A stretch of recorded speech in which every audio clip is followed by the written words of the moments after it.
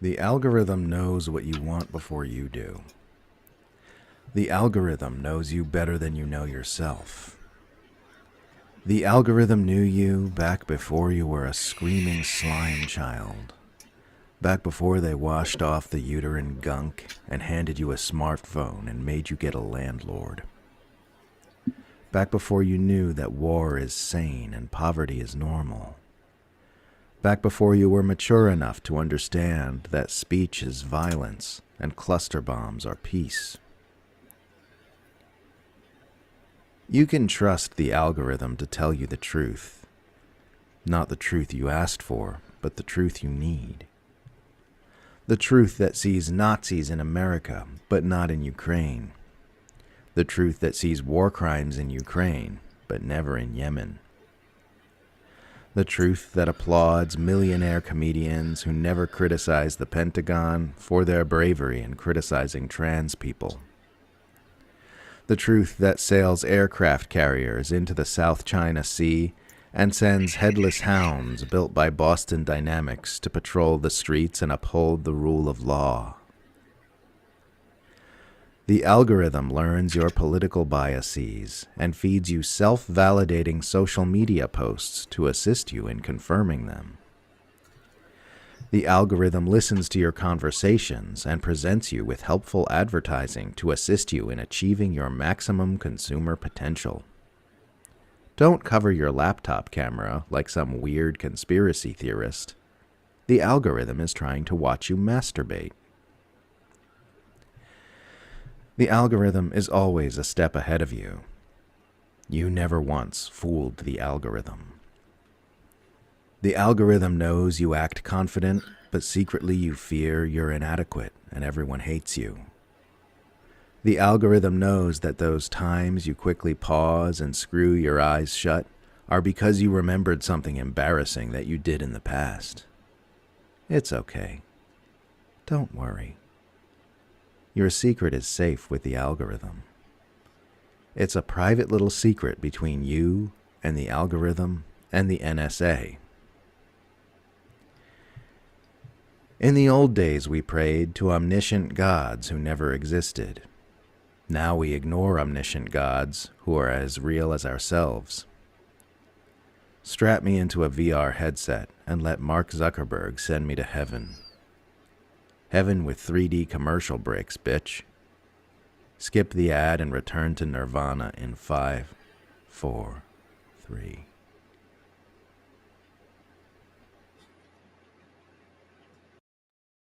Is there anybody listening? Is there anyone that sees what's going on? Read between the lines, criticize the words they're selling. Think for yourself and feel the noise. Hello, Monday, and welcome back to the Trailer Park. I am Chanda-Masta, the Trailer Park Pundit, and we made it through another week in this authoritarian, Orwellian, totalitarian state that we find ourselves in. And we got a lot to talk about. A lot happened over the weekend. I think we, the people, are getting fucking fed up, and we got a lot of examples of that on the deck today. We got to talk about Jamie Foxx again. We're going to talk about Jamie Foxx. Let's see, what else do we have? Some end times prophecy. Is the end of the world 2025? Is this why the global elite don't give a shit? Because they know they've got a dumb bunker, the deep underground military base they can go hide in. I don't know, but we're going to talk about it. How is everybody this morning? Good morning, Jim. Boy, everybody's sleepyhead this morning. Go ahead and hit that like button and share this out so the other peeps of the trailer park can find us. Let me get logged into some of these chats. Oh, there's the YouTube's going off. Snow Leopard. Hi, Snow Leopard. Jax. How's it going, Jax? I hope you guys are getting rested up and feeling better. Hi, Kim. Rat Angel made it. Crone of Anarchy. You know, we're going to fix your card. Or are you back to heresy? I'm so confused. I can't keep up, but that's okay. I never can. Who else is in here? Willie Bragg show. If you guys haven't checked out Willie Bragg, go check out Willie. Willie's got a lot of great insight into the corrupt Democratic Party. Let's see who else is hanging out. Did I say Kim? Good morning, Kim and Rad Angel. And then the Restream bots. Hi, Restream bot. Hit that like. Yeah, all the chats are up. Let's see who's over on the Kick. We've been getting a lot of play over on Kick. I got bitched out over on Kick the other day. I guess you're not paying attention to Kick, but all they were doing was calling me a fucking Hamas lover because I don't support the war in Ukraine. So sorry I missed out on that conversation, dude. Not. But I do try to pay attention. So Dingo's always hanging out over there, and it's Cold Fusion. Yeah, I'm whatever. I'll take the hate. You guys know it. I'll take it in real time. I got no shits to give, but that's the reality of it. Okay, let's get started. That was Caitlin Johnstone algorithm that we started out with. Pretty good. Oh, it's trying to start again. Don't start again. Fair use. I am on YouTube's today. We are at the Trailer Park Pundit, and we are also on Beauty and the Boomer. So fair use. We are merely commentating and giving our opinion of these clips. We're not trying to claim them as our own. Never do. Like I always say, if you're interested in any topic that I scratch the surface of, because I am a surface dweller, I don't do deep 3-hour dives like, say, Ryan Christian or James Corbett. But I love these people. Don't get me wrong. If I'm cleaning, like yesterday, I tore the whole kitchen apart, deep cleaned, mopped and scrubbed everything down. I'm listening to T Live, or I'm listening to Corbett, or I'm listening. Guys, I got to admit, I really like Jay Dyer. Jay Dyer does a good job. He knows a lot about the history of, say, the CIA and these clandestine rogue groups that seem to be in control of everything. So check out a few of those. Hey, just because they've been on Alex Jones doesn't mean they don't know. So I don't rule them out just because they hang out with Jones, because Jones has got a lot of things right. I would say Jones probably got at least 80% of what he's saying right.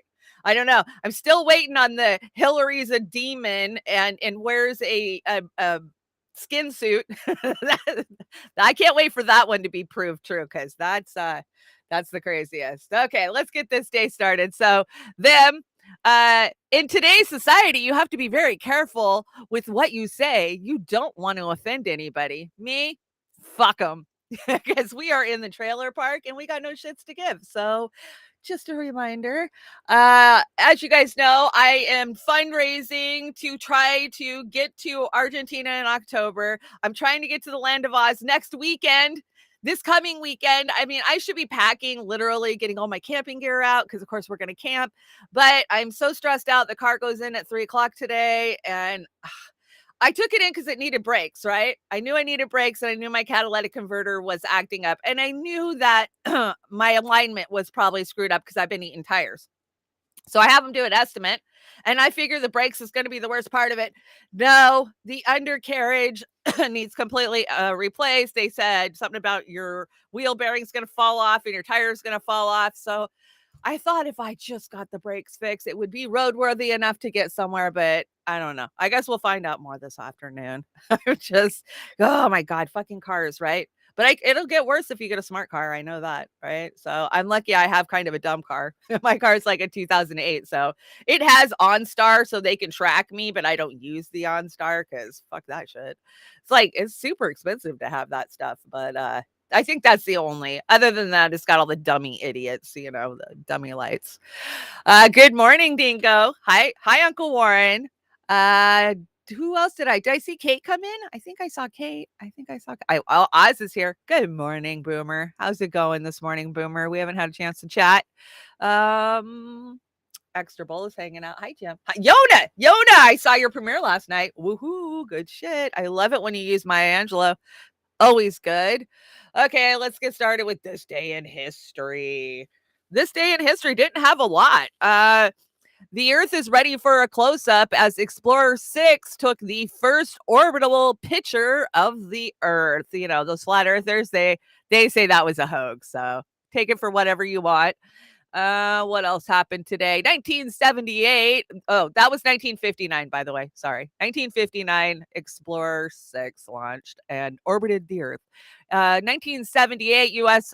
President Jimmy Carter declared a federal health emergency in at the Love Canal, a neighborhood in Niagara Falls. You guys remember this? The tragedy of canal, Love Canal. Of course, it was a leak from a toxic chemical buried under the community. Oh, yeah, the worst environmental disaster involving chemical waste in U.S. history. Tell East Palestine, right? Oh my God, they are so lying about East Palestine. Oh, it's so bad. Who did I watch the other day? Somebody was doing, I think it was Ryan Christian. He was, oh my God, the toxins that are starting to bubble up, they're getting stronger, they're getting worse. And you don't hear Biden saying a goddamn word about it. You don't. Pete Buttigieg, he ain't got much to say about it either, because if they admit what they did there, then they have to be financially responsible for it. And they'll never go after anybody, like the railroad companies. So that is just gross. So yeah, we've been doing that a long time. 1888, the first of the murders committed by Jack the Ripper took place in London's East End. Oh, that's kind of crazy. I wonder if it was the day they found the first victim or if the day it actually happened. I don't know. Let's see. 1876, dancer and countess Matahara was born. So yeah, in birthdays, let's see. Who do we have for birthdays? David Duchovny, everybody's X-File favorite, and Charlize Theron. I used to like her, but I don't know. She's too Hollywood for me nowadays. And then the one, the only, the incomparable Robert Mueller. Happy birthday. Thanks for doing us nothing, right? I mean, I guess it could have been worse, but yeah, he was worthless to us for the most part. Just like all the politicians are worthless. We see people getting fed up all over the damn place, and I got a lot of video we're gonna go through here. People are pushing back, and that's what we need to be doing. Every time we get these guys in a public forum, and you see it with Brother Pasta, and I know a lot of people don't understand what Pasta's doing, but I do, and I love him. I support him, and just because I know politics is rigged, he knows politics is rigged. He still is out there getting those questions posed, the ones that will never get asked. Who the hell was going to ask RFK Jr. if he was ever going to run a ticket with Trump? Come on. I mean, who's going to ask him about the actual implications of the border and, our foreign policy in the global South? It's going to be Pasta. So I'm not hating on him. I don't think Pasta's delusional. I don't think that he thinks that RFK Jr.'s got a chance in hell. He knows, we all know. We've been on the ground doing this for a long time. But I think Pasta realizes that he has got an opportunity to get information out there that nobody else could have. So I support Brother P. He's going to be on the show once he settles down. Every time I schedule him, he's traveling, and then we have a problem. So I think he's still in California. As soon as he gets out of California, I'm going to get him on the show. He'll come hang out with me. Gregory Walker, good morning. Shandog, I heard the rainbow water in Ohio River is turning the frogs gay. Well, the frogs were already gay from what I hear. But yes, I hear that rainbow water is getting worse. Like, it's bubbling to the top. All those fucking toxins they dropped out. So gross. So bad. But, it's not just Ohio. We are the the most poisoned human beings to ever walk the planet of the earth. Ever. Everything we touch is poison. My aluminum can is poison. The Teflon pan that you made eggs in this morning is poison. The chemicals that you took a shower with are poison. Everything we touch and consume and use is fucking poison. And they know it and they don't care. So, okay, let's get to politicians first. We got a lot. We got some conspiracy stuff on here. We're going to talk Obama and his busted ass face. Yeah. Ooh, I wonder. And we're going to talk, we got all kinds of crazy stuff, but I want to talk politicians first because they had a busy weekend. Okay. So here's Biden admitting what we already knew, and Hillary. These are great clips. Secondly, we're in a situation where we have put together, and you guys did it for our the President Obama's administration before this. We have put together, I think, the most extensive and inclusive voter fraud organization in the history of American politics. For sure. Yeah, we know. You didn't tell us something we don't know. The most extensive voter fraud coalition in history. That's true. Some tax experts in Silicon Valley with whom I have met, who say that, you know, maybe what they'll do this next time is to really disrupt the actual election, shut down the servers that you send results to, interfere with the operation of voting machines, because still too many of them are linked to the internet. So we are still very vulnerable. She almost talks like she is speaking from experience, right? Like she understands how the online machines communicate and how they're tallied. Just saying, they're putting it out there. They're the ones putting it out there. I mean, Biden's just doing Freudian freaking truths because he is getting so senile. And, you know, that's the shit he says in private. How much you want to bet he has boasted about, we have the most comprehensive, election fraud system ever. I'm sure he's saying that behind closed doors. And that's exactly why he said it here. When they get old like that, they forget that you're supposed to not say that shit out loud. Ballot harvesting in swing states wins elections. Dirk Diggler, you are absolutely right. And I know, because I used to be a ballot harvester as a progressive. If it was legally allowed, fuck it, we were going to do it. And we did. We went out there and we 2016, 2017, I have worked a lot of ballot harvesting, but I do think it's bad. I think it needs to be gone. But the Democrats got control over it. And, while the law is there and allows you to utilize it, the Republicans would be smart to get on board and start utilizing it. I don't think it's right, but it's what happens. And you're absolutely right. For those who don't know, I am a trained vote observer. In 2016, I took a whole day class from my Secretary of State in Washington State. I learned exactly how our votes are tallied and counted and transported.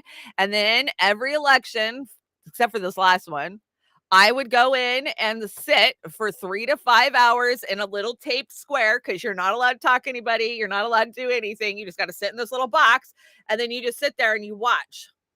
You watch thousands and thousands and thousands of ballots being scanned into machines. So, they give you a big facade that it's so secure, right? I mean, the ballots come in locked bags, and then there's, tags on them saying where they came from, how they were collected. There's supposed to be 2 people collecting them at the same time. There's supposed to be nonpartisan people, right, that just work for the Secretary of State, but that's not the reality of it, right? Most of the people that work at mine are Democrats, but so they rip the envelope open, they look at the signature, they scan it, and it pulls your digital signature up on their computer screen. They match it. Does it look the same? Okay, it looks the same. Now it goes into a pile to be counted. And they do it kind of by precincts or by area from where they're collected. And then they'll just be big stacks, like rubber band stacks, that they'll set on the tables next to the volunteers. And they will look at it, make sure it's filled out, make sure your dog didn't chew it up. My dog literally chewed up the 2016 ballot. I'm not even kidding. I sent it in pieces to them. But it got counted. It did get counted. If you know what you're doing, you can get your shit counted. And I knew. But and then from there, they just verify that it's filled out, right? And then they flatten it out. So now it's ready to go into the machine and actually be counted.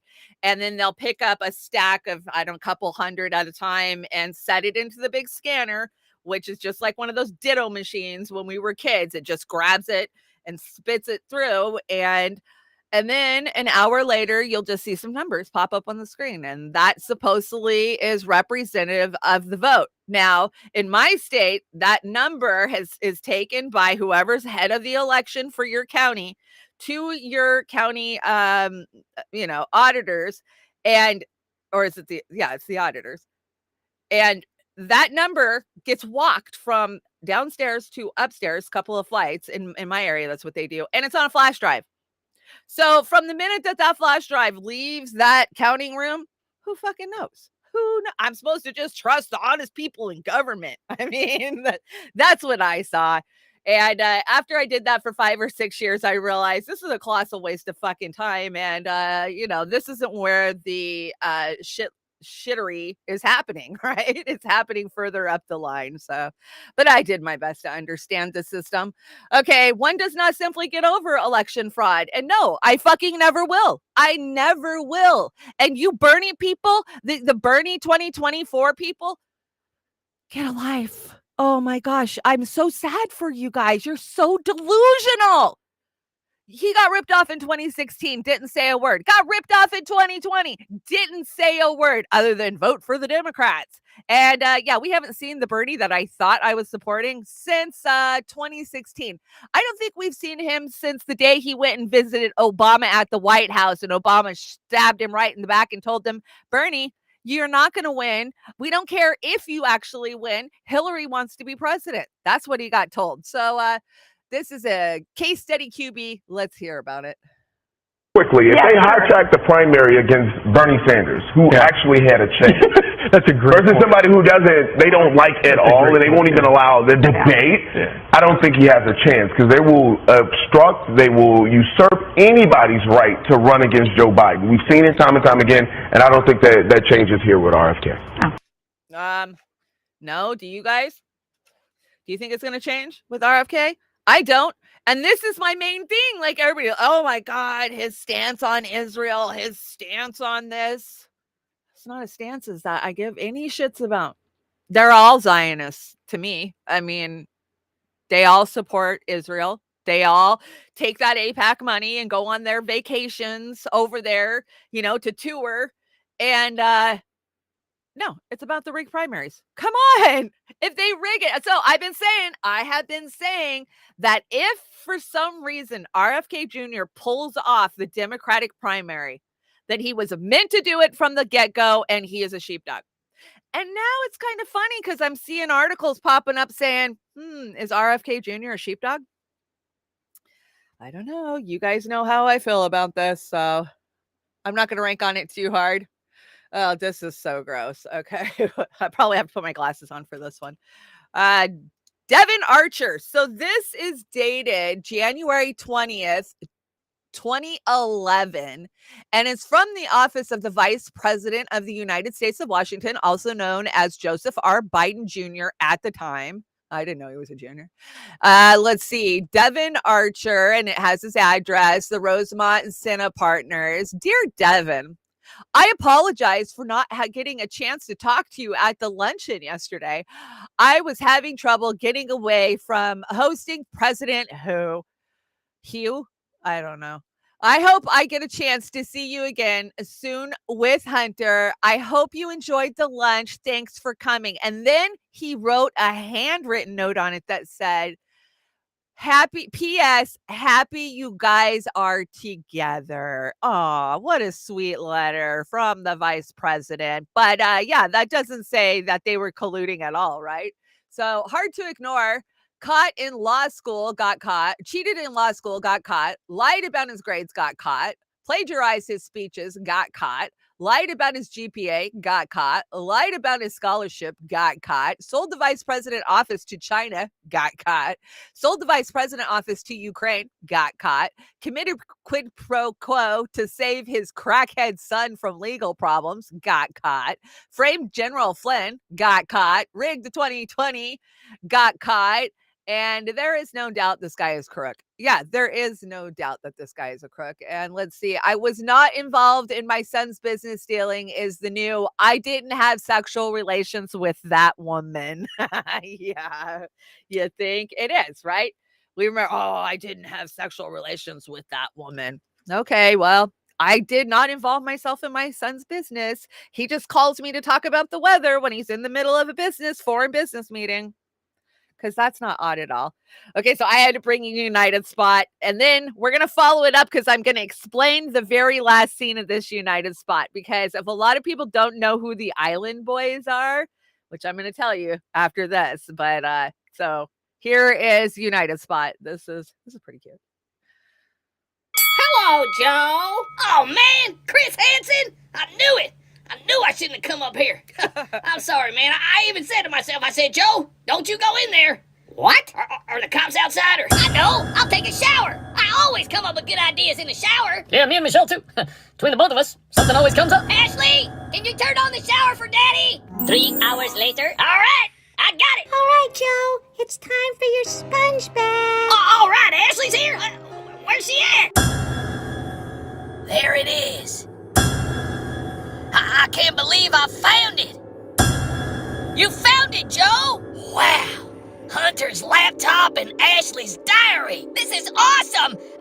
Is there anything on Hunter's laptop? It says, fair-weather friends get fair-weather treatment. 10% to the big guy. Oh, damn! What's wrong? Nothing. Just a bunch of naked pictures of my son. What's written in Ashley's diary? It says, young age showering with my dad, probably not appropriate. Oh, man, she didn't like our secret shower time? You showered with your daughter? Yeah, I showered with her. What's wrong with that? Just get the laptop in the diary. How am I gonna do that? I don't see a teleprompter anywhere. Just replace the laptop in the diary with the bag of Trump's fault I gave you. Oh, man, what if that don't work? Oh, that's easy. If it doesn't work, we'll just blame the laptop on Russian hackers, and then we'll accuse Project Veritas of stealing the diary. Wow, that's genius. What can I say? I'm good at what I do. I mean, Hillary hasn't gone to prison yet. So, you're sure this bag of Trump's fault is gonna work? Of course it'll work. A bag of Trump's fault always works. Oh, man, I'm so nervous right now. Just relax, Joe. You can do this. Come on, man, I don't know if I can do this. Let's go, Brandon. All right, Joe, you can do this. Let's go, Brandon. I did it. I did it. Oh, damn. Hey, ladies, how'd you like to take a shower on the beach with the president? Stop, Dad. You're embarrassing me. Dad, I'm going to go shower now. All right, I'll be there in a minute. What about the crack? Crack? What crack? Hunter's crack? Well, I've seen it, but I don't look at it, you know. You don't look at Hunter's crack? No, I did when I changed his diapers and, in the shower with Ashley, but I haven't seen it recently. I think it's time for a diaper change. Hey, can Ashley wash my ass in the shower? Joe, you gotta stop showering with Ashley. She's a woman now. My butt's itchy. Me and Ashley shower while my son gets naked. Okay, so the reference at the very end was the Island Boys, right? And there's this conspiracy about the Island Boys, how they were on Epstein's island. Now, the Island Boys are two social media influencers. They're sexually fluid. I think they're best friends, but they're kind of together in a relationship. Like, these guys are odd. They are very odd. And the internet has built them up and torn them down a couple of different times. But this whole Epstein Island thing came out a couple of months ago. I checked into it because I was like, oh, I got to tell the audience if these guys were on Epstein's Island as little kids, right? But it turns out that it was a fake. So that's why I never brought it to you. But I thought I'd at least tell you guys a story. So that way, when you see the Island Boy references, you know what the hell we're joking about. So here's just a short clip about the Island Boys and the Jeffrey Epstein Island Boys. This mysterious Jeffrey Epstein photo with the Island Boys has started to spread across the internet like wildfire. The photo shows Jeffrey Epstein on a beach with a bunch of young lads, which folks are suggesting are actually the Island Boys when they were young. Well, the picture has been forensically scanned by a couple of sources with mixed results, which I'll show you shortly. But first, where did it come from? Well, it turns out it was originally posted by an Instagram user named AI Artist King, known for sharing AI generated images. But don't let the name fool you, because there's more to this story than meets the eye. So the photo stormed across the internet, captivating people's attention, but here's where it gets even crazier. Before the photo even surfaced, there were two videos that seemed strangely connected.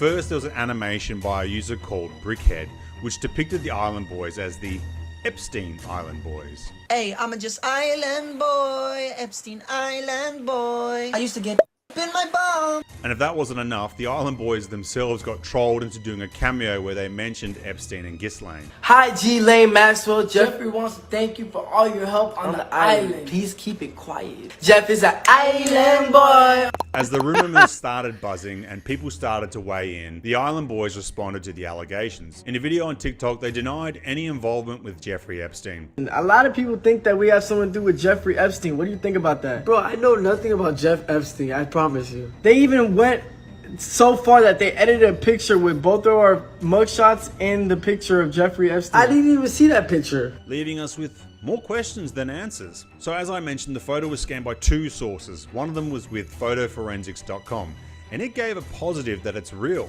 But a Twitter user by the name of @hoaxeye says you can't rely on ELA, error level assessment, with pictures like this, and provided a scan of the image to test for AI. and the results are in. So, was the photo real or fake? The scan determined that the photo is 99.9% likely to be an AI-generated fake using Midjourney. No, God! No, God, please, no! But what do you reckon? Feels like Pandora's box has been opened. Maybe the fake is a fake to cover up that it's real. Who knows? Well, the fact that it was posted by a guy called AI Artist King is a bit of a smoking gun, but with AI images it's so hard to tell, and the image actually tricked a forensic test. But one thing's for certain, I'll never listen to the Island Boys song in the same way again. And I'm just trying to forget, I saw Ellen DeGeneres naked. She had that dusty roast beef. Then again, I'll probably never listen to an Island Boys song again anyway. Oh my gosh, that's crazy. So now you know who the Island Boys are. Were they on Epstein Island? I mean, they are Island Boys. They had to come from somewhere, and the picture does look like them, but who knows if it's a AI fake or not. But it's funny, the whole story. Peace Dove, I saw your email come in late last night, and I haven't got a chance to get to my emails this morning. So I will get to it as soon as I'm off air. I apologize. I'm so busy. Oh my gosh, I've got so many unread emails today and messages that I haven't got to from the weekend, and just go. Okay, let's talk about Obama. So Simon Adibita tweeted this out, and I think Oz sent it to me. So what do you make of the Barack Obama biographer claiming that the former president repeatedly fantasized about making love to men? So David Garreau, who wrote almost 15,000 or 1,500 page book on Obama in 2017 with the title Rising Star, the making of Barack Obama has been discussed in his book. Okay, so I'm just going to leave that out there so you guys know his own biographer is saying that he repeatedly fantasized about making love to men. And I'm just going to say, it's kind of odd that no woman has ever came forward and accused Obama of anything. So Trump's January 6th case assigned to Obama appointed judge. Oh, imagine that. Also an Obama donor. So surprise, the federal judge assigned to the January 6th case against former President Donald Trump was appointed by former President Barack Obama, who happens to also be a Obama donor. Are we shocked? I'm never shocked. Never shocked by that. So now the reason I told you guys about the whole Obama's fantasy thing is because we're getting more information about the poor chef that had an accident. And it turns out that the Massachusetts State Police have lost Tafari Campbell's blood sample. According to an unconfirmed source, it was accidentally discarded by a lab intern. It's always a lab intern. Those damn crazy lab interns. The intern unfortunately put it in the wrong location, and it was placed in with batches to be destroyed. Oh, damn the luck. And you see down here on the bottom, this was the first picture we got of Obama after this incident. And he's got a couple of broken fingers and a black eye. Oh my gosh, how did that happen? So the crazy thing about this story is the Massachusetts police have said that it is straight up no foul play involved. It was an accident. The only reason we are waiting on on the blood is because toxicology reports, people want to know, was he drinking? Was he on drugs? Right.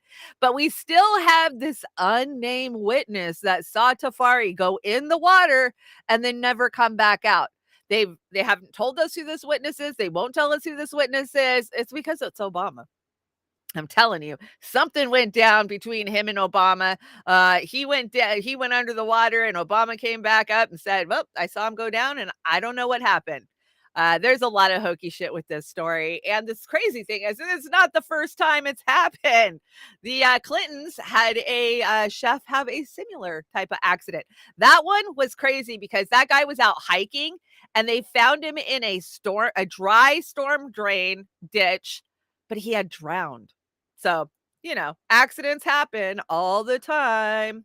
I'm just going to leave that out there for you guys.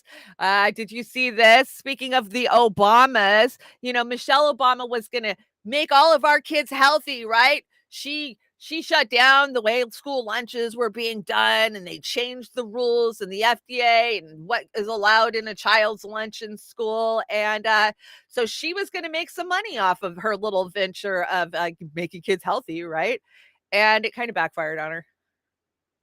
Remember Michelle Obama's fruit juice company? Having a best-selling book, Netflix deal, Spotify podcast, and a speaking tour wasn't enough. Michelle wanted a fruit juice empire. She came up with this thing called Plezi. Said it was healthy for kids. It's not. It has a list of ingredients a mile long. I can't even pronounce half of them. Primetime tasted it. It was like watered-down Juicy Juice. We were always suspicious of this stuff, so we FOIA'd the USDA. Turns out Michelle's company asked the USDA if their fruit juice was healthy enough so she could sell it in schools. And the USDA said, no way, Michelle. Michelle's fruit juice has been banned from being sold in schools. It's too watered down. It's too sweet for kids. And we reached out to Michelle's fruit juice company, and they said, well, you know what?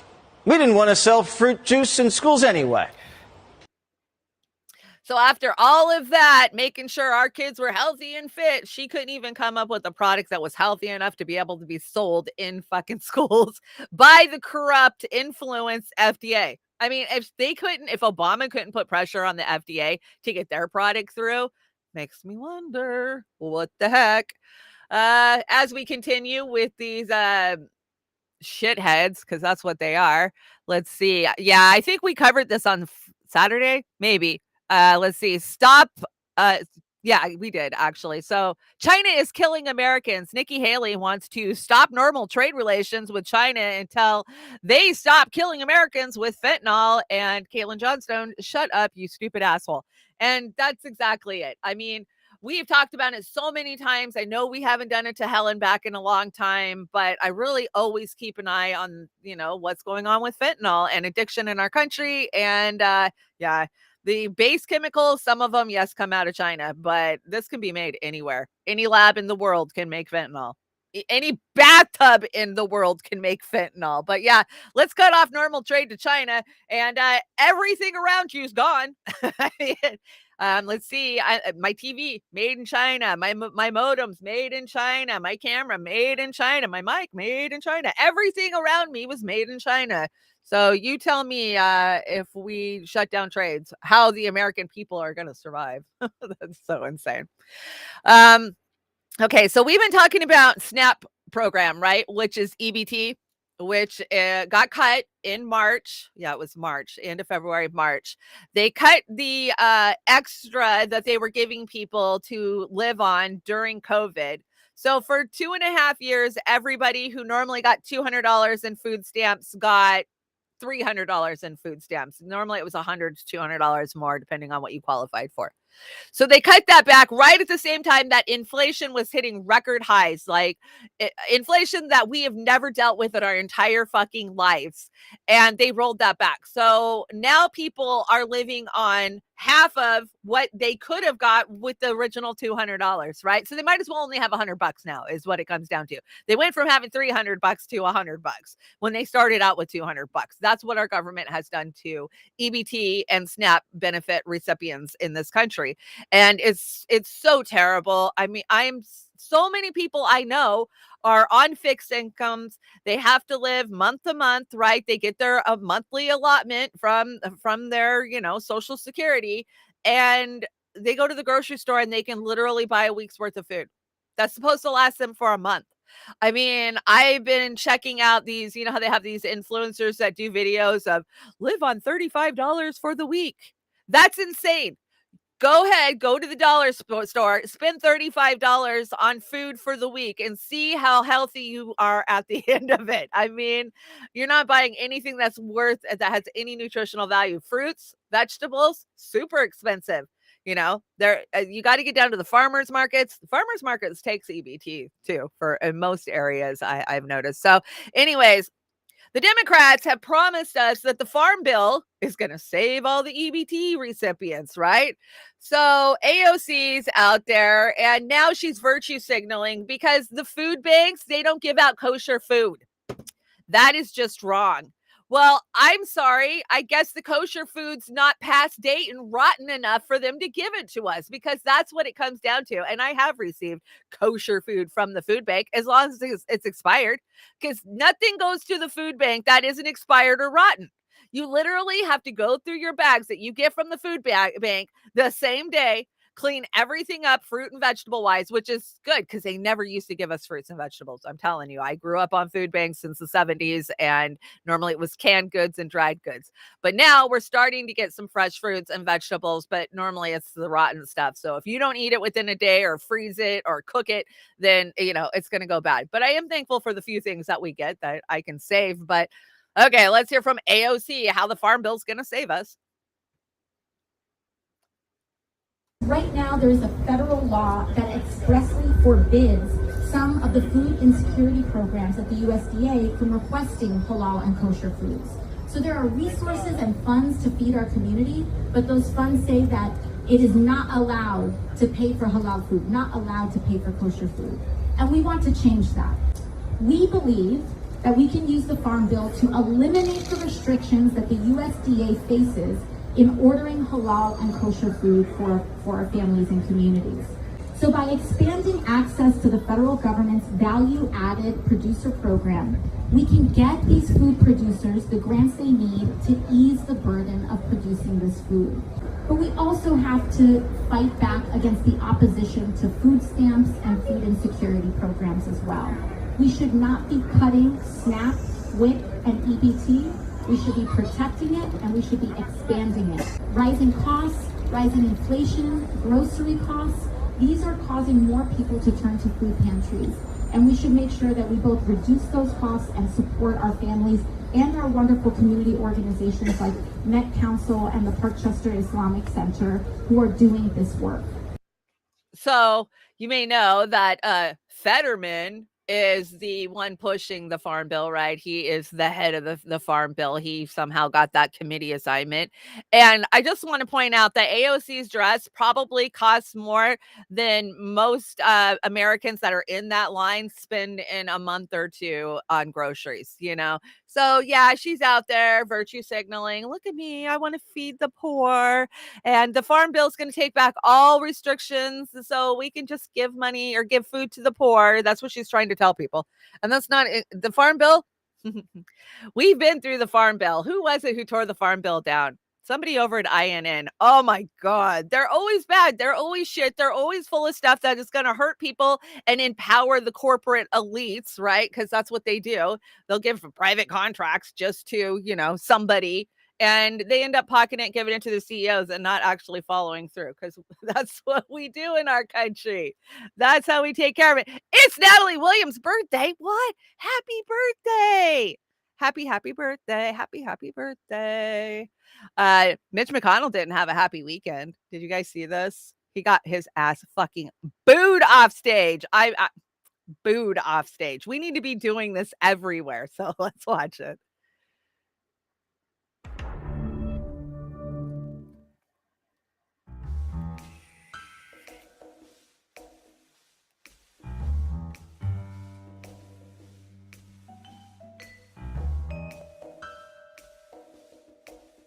Bipartisan cooperation and a string of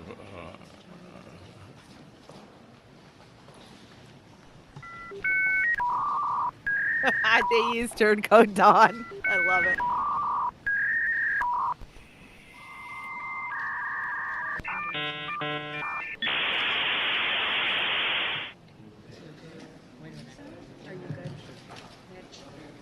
Okay, Mitch? Anything else you want to say, or should we just go back to your press? Do you want to say anything else to the press? Go back. Go ahead, John. I'll take a break. Let's go back to you. Go ahead, John.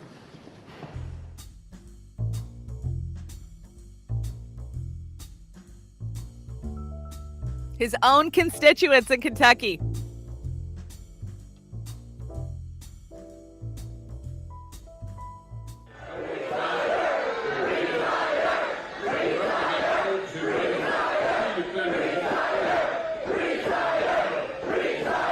He doesn't even hear him.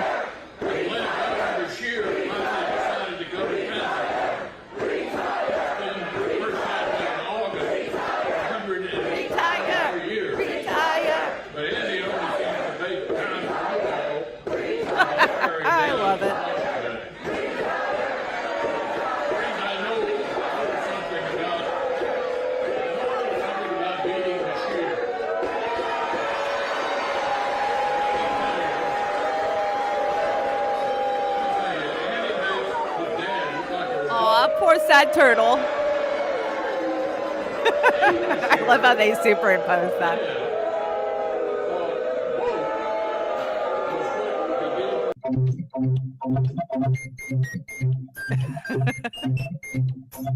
Gotta move on.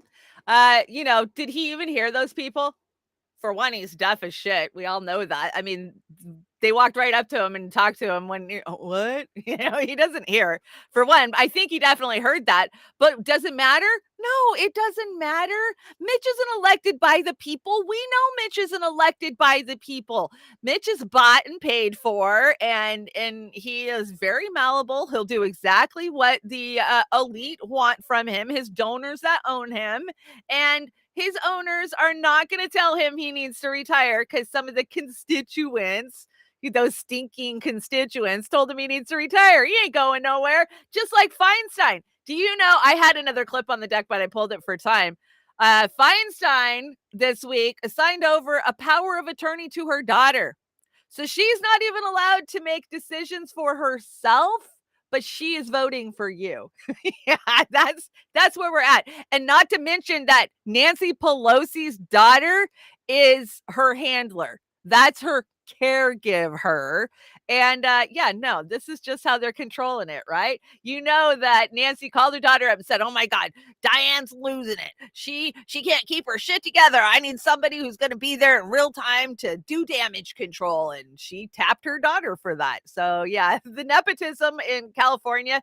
I showed you guys that chart on Saturday with the 5 families that run everything in California. Yeah, that's the Pelosi's for sure. But that's not the only example of a crowd shouting somebody down. Did you see the Obama getting shouted down too?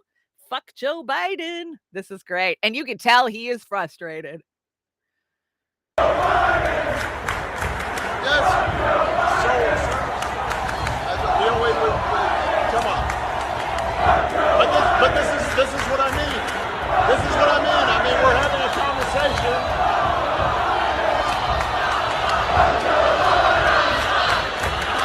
Hold on a minute. Oh, using his inside voice.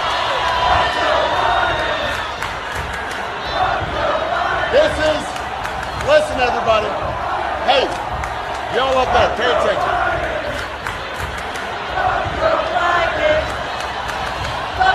Here's what happens, listen. I love it. Is this what it's going to be like going into 2024? Every single rally, every campaign stop is going to be mass Americans pushing back, because that's what the Democrats have asked for by arresting Trump and trying to convict him all these times, right? What is it Trump said this week? I just need one more indictment and I'll have this sealed. I mean, every time they indict him on something, his fucking numbers go up. And I get it. Americans are sick and tired of sitting here watching the corruption within the Democratic Party. And don't come at me and tell me the Republicans are corrupt too. I know, but they're not the ones who pull this shit constantly. I mean, what were the Dems thinking? Oh, I know. We'll convict Trump, and 50% of the country can just suck it. I mean, because we had the whole January 6th facade. Of course, we had the Russiagate bullshit lie that they perpetuated, and are still trying to push. Are still pushing Russiagate. I mean, I want to see Americans out there pushing back. What else do we have? What else can we do to these people? What can we do? Except for show up and chant, "Fuck Joe Biden." I'll do it every time. Speaking of Joe Biden, his mouthpiece, yeah, she's going bye-bye. But let's talk about what she had to say first. Let's see. This was, oops, this happened on live TV with Peter Doocy. Peter Doocy dropping a deuce on her. It's about to go down. Thanks, Green. Why do you guys keep saying the Inflation Reduction Act is reducing prices? Hey, y'all, come look at this. Because in the Inflation Reduction Act, when you look at Medicare, when you look at what it's going to be able to provide, allow Medicare to negotiate lowering cost for seniors, that is reducing costs. When you think about seniors who are paying, again, I just stated this, $2,000, $3,000 a month, and it's going to now cap that at $2,000 a year, that is lowering costs. You're so dumb. You are really dumb. For real. But a majority of Americans now say that price increases are causing them financial hardship that is more than at the start of the year. So where's the inflation reduction for everything else? A few moments later. Okay. All right. Well, okay, so 5 minutes later. So as I said earlier, you know, 1 eternity later. I'm just not going to go get ahead of the president. And with that, I'll see you guys on Monday. Thank you. I said, wait a minute. Wait a minute. Wait. First of all, you're not going to speed past that like you didn't just say what you just said. Yeah, we've been calling the Inflation Reduction Act the garbage that it is since the day that they fucking-toosed it and dropped it on us. And they're, you know, they just manipulate the numbers. We're not told the truth about any fucking number in this country. Crime, lied to constantly about. Election results, lied to about constantly. Unemployment numbers, employment numbers, you name it, they lie to us about it. Who knows if we've ever been told the truth about anything, but it sounds like there's an opening at the White House if you are interested in not getting ahead of the president, which is hard to do because he walks so slow. But let's hear from Jamie Spears on who's next. At the White House, we're hiring a new press secretary. Are you at best moderately educated while carrying a low level of intelligence? Are you completely willing to not use any of your education or what little intelligence you do have? I don't have anything. I don't have anything. I don't have anything. I don't have anything. I don't have anything. I just don't have anything. I don't have anything. We don't have anything. I just don't have anything. Don't have anything. Are you up to the task of giving nonsensical answers to very sensible questions? So if you think about the 737,000, are you good at saying what cocaine? If so, please put in your application now to be the next White House press secretary. Why is the administration flying thousands of migrants from the border to Florida and New York in the middle of the night? Well, I'm not sure that it's in the middle of the night. Has President Biden ever been to the southern border? In his life? Yes. I will have to look back in my history books. In terms of specific conversations, I'd refer to the State Department. They would have more specifics. I would send you to DHS for any more specifics. Our first couple press secretaries have aged like rotten meat. And if you apply now, you could be the next one to get chewed up and spat out as you serve your government while disserving your country. I just commented. We're moving on. Go ahead. Do you have enough unwavering loyalty where you're willing to deny obvious facts? Are you willing to deny the existence of things in reality like laptops, bribery schemes, and gravity? Would you like to be hated? Are you already a felon? Can you tell lies without blinking or losing eye contact? If so, that's the kind of integrity we're looking for. Let me finish. Let me give you the facts here. And I know that can be inconvenient, but I think they're important in this moment. The job of White House press secretary comes with many perks, such as moderate pay, being seen as a liar, and being despised of. And it also comes with a disappearance clause in case you fall too far out of line. If you check 2 or more diversity boxes and have no conscience, you are more than qualified to represent our administration. Go ahead. No, go ahead. I already answered your question. Go ahead. Well, I did. No, you didn't. Well, it's your opinion. It's your opinion. That is your opinion. Go ahead. But if you don't meet our diversity requirements that would make you well qualified for this position, as part of your application process, you can go through a sex change, racial change, or species change surgeries with our White House physician who identifies as a doctor. Once the blood stops dripping and your wounds start healing, you'll have the diversity necessary for us to seriously consider you as a candidate. Do you have the ability to give condescending answers to journalists who haven't taken the blood oath yet? Are you good at expressing contempt? Are you sociopathic enough that you don't care how terrible of a person we require you to be? We're going to have to go on. Go ahead. I'm sorry, Emerald. I think you've had plenty of time today. Go ahead. Go ahead. Part of the job of press secretary is for you to be unlikable enough that Americans everywhere develop a seething hatred towards you. This helps divert their hatred away from our administration and onto you. The president, as you know, again, I appreciate the question and I get it, and the president understands. You guys want to ask him questions and have the opportunity for him to answer your questions. We have a 2024 election to win, so taking one for the team is just part of the job. I'm just going to cut it there. That's a long one, but funny. And it's true. I mean, every press secretary, and I'm not just talking under the Democrats. Go look at Trump's press secretary. Remember Spicy? He was fun. Obama's Carney, he was a big time liar, but he looked good lying, right? Just like Jen Psaki looked good lying. And never forget Nazi Barbie. Nazi Barbie was by far one of my favorite liars and White House liars. Yeah. So you got to be a good liar to be a press secretary. And that's all they do. They just sit up there and lie. Kate, I brought this one for you. We have to talk about Justin Trudeau and his newfound sexuality. Who knew? Who knew? You know, he's getting a divorce, or he got a divorce. I don't know. But he's single and living the good life now. Let's check it out. Scary to see what's happening in the United States, whether it's 2S LGBTQI plus rights that are constantly being attacked. My government will never let it happen. My government will always stand up unequivocally for women's rights, for 2S LGBTQI plus rights. The fascist says mine. My government would never let that happen. It's scary watching what's happening in the US. Well, it's scary watching what Trudeau is doing to Canada and Canadians.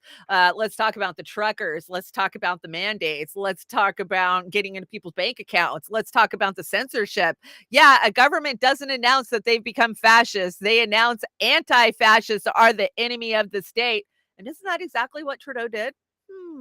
It is just taken after his daddy, right? We all know. Let's see, the gray zone. Before leading the push to invade Niger, the ECO WASH chair, Bola Taboun, spent years laundering millions for heroin dealers in Chicago and has been married in corruption scandals ever since. Yeah, we know that. Of course, Alex Rubenstein and Kit Clarenberg did a great thread on this the other day. Obama wants to kill me, to take away the freedom of our country, to take away our free housing, our free medicine, and our free education, our free food, and replace it with American-style thrivery called capitalism. But all of us in the third world know what that means. It means corporations run the countries, run the world, and the people suffer. Muammar Gaddafi. Ooh, yeah, we came, we saw, he died. What we do as the Americans. Okay, this story, I brought this story to you last week. We have to talk about Gonzalo Lira, right? Now, we have advocated for him for a long time since he first got arrested, 8 months ago. And then, of course, he dropped a video last week because he was supposedly out of jail and he was going to run to the Hungarian border. And was it the Hungarian border? I think it was Hungary, or maybe it was Turkey. Either way, he was going to go ask for asylum, right? Because he was doing court last week. And if he went to court, he gets sent to Ukrainian work camp, which a lot of us were just like, yeah, he was just speaking truth, freedom of speech. He should be able to point out what the Ukrainian people are doing, or what the Ukrainian military is doing, So maybe some of us just jumped in blindly. But here, let's hear from Jimmy first on the situation. And then I want to hear from Scott Ritter, because some new information is coming to light, which makes me kind of pull back from the whole story. So this says Chilean journalist arrested, but I'm pretty sure he's American also. Gonzalo Lira. Coach Red Pill. So they arrested him in Ukraine. Right. So this guy. Security Service of Ukraine on Friday confirmed the arrest of Gonzalo Lira, a Chilean national living in Kharkov. He's an American. He's not an American citizen? He's an American citizen, suspecting him of pro-Russian sympathies. Lira has been previously detained in April 22, but was released. According to the Ukrainian goons, they said that Lira publicly justified the armed aggression of Russia. He denied or glorified alleged Russian war crimes and engaged in discrediting the top military and political leadership and the defense forces of our state. In other words, he was using words to criticize a government. And so for that, they're putting him in jail. Well, Ukraine's a great democracy, and this is another example of it. And of course, we should hope that they prevail. So he did a little Twitter thread. He said, right now I'm about to try to get out of Ukraine and seek a political asylum in Hungary. Either I'll cross the border and make it to safety, or I'll be disappeared by the Kiev regime. I think this is... Okay, so that was just kind of a quick recap. Of course, you can always go over to his Twitter page and read the whole thread, everything that he put out. You can go to his YouTube channel and read or watch all 3 videos, because he did a 3-part series explaining in his words what happened and what they did to him. He said he was tortured while he was being held in the Ukraine. They took toothpicks and stabbed them into the whites of his eyes. And he said that he was extorted for a lot of money, like tens of thousands of dollars, right? But yet he still has money. And yeah, he's from Chile, but he's been living in Ukraine since before the war. So there was a lot of questions, right? And I don't question. I see somebody who is being persecuted, prosecuted because of free speech, right? For speaking their truth. So of course I'm going to defend them. But then some crazy shit starts going down. So of course Scott Ritter and Eve Bartlett kind of did a thread saying, yeah, we're not buying this, and everybody should be a little leery of it because of the way that he got out and the fact that he still had money, he still had access to everything. They gave him some of his channels back, they gave him his Twitter back, and this might have been a grab for metadata, for your metadata, for my metadata, for anybody who would support him's metadata, so they can get an idea of where we are and who we are. And so I'm going to play this Scott Ritter. I think it's 5 minutes. It's slow, but it hits all the points. And then I will tell you my own personal experience since all this happened. That's making me totally leery. So here we go. Scott Ritter. And yes, I want to point out before I play this, there is a personal beef between these two.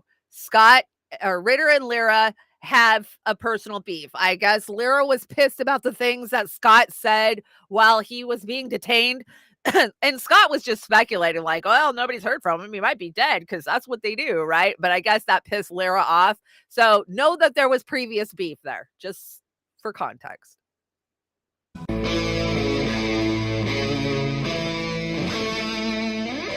I know you hate being asked about Gonzalo Lira, but after these tweets, I just want to know your opinion on it.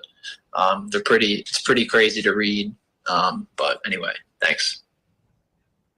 Do you have any idea what you might be talking about? I do actually have a lot of ideas, because unlike what my normal restraint when it comes to Mr. Lira, those tweets set me off. So I've been engaged in a little bit of Twitter play, or Xeet play, X play. Who knows what we call it nowadays? But what Funny I would you should say that, Scott. I have your cheeky tweets right here. It seems that you don't really buy what Gonzalo Lira has been saying, so to speak. Go ahead. Well, let's frame it up. First of all, let me just start off with the following statement. I wish Gonzalo Lira no harm.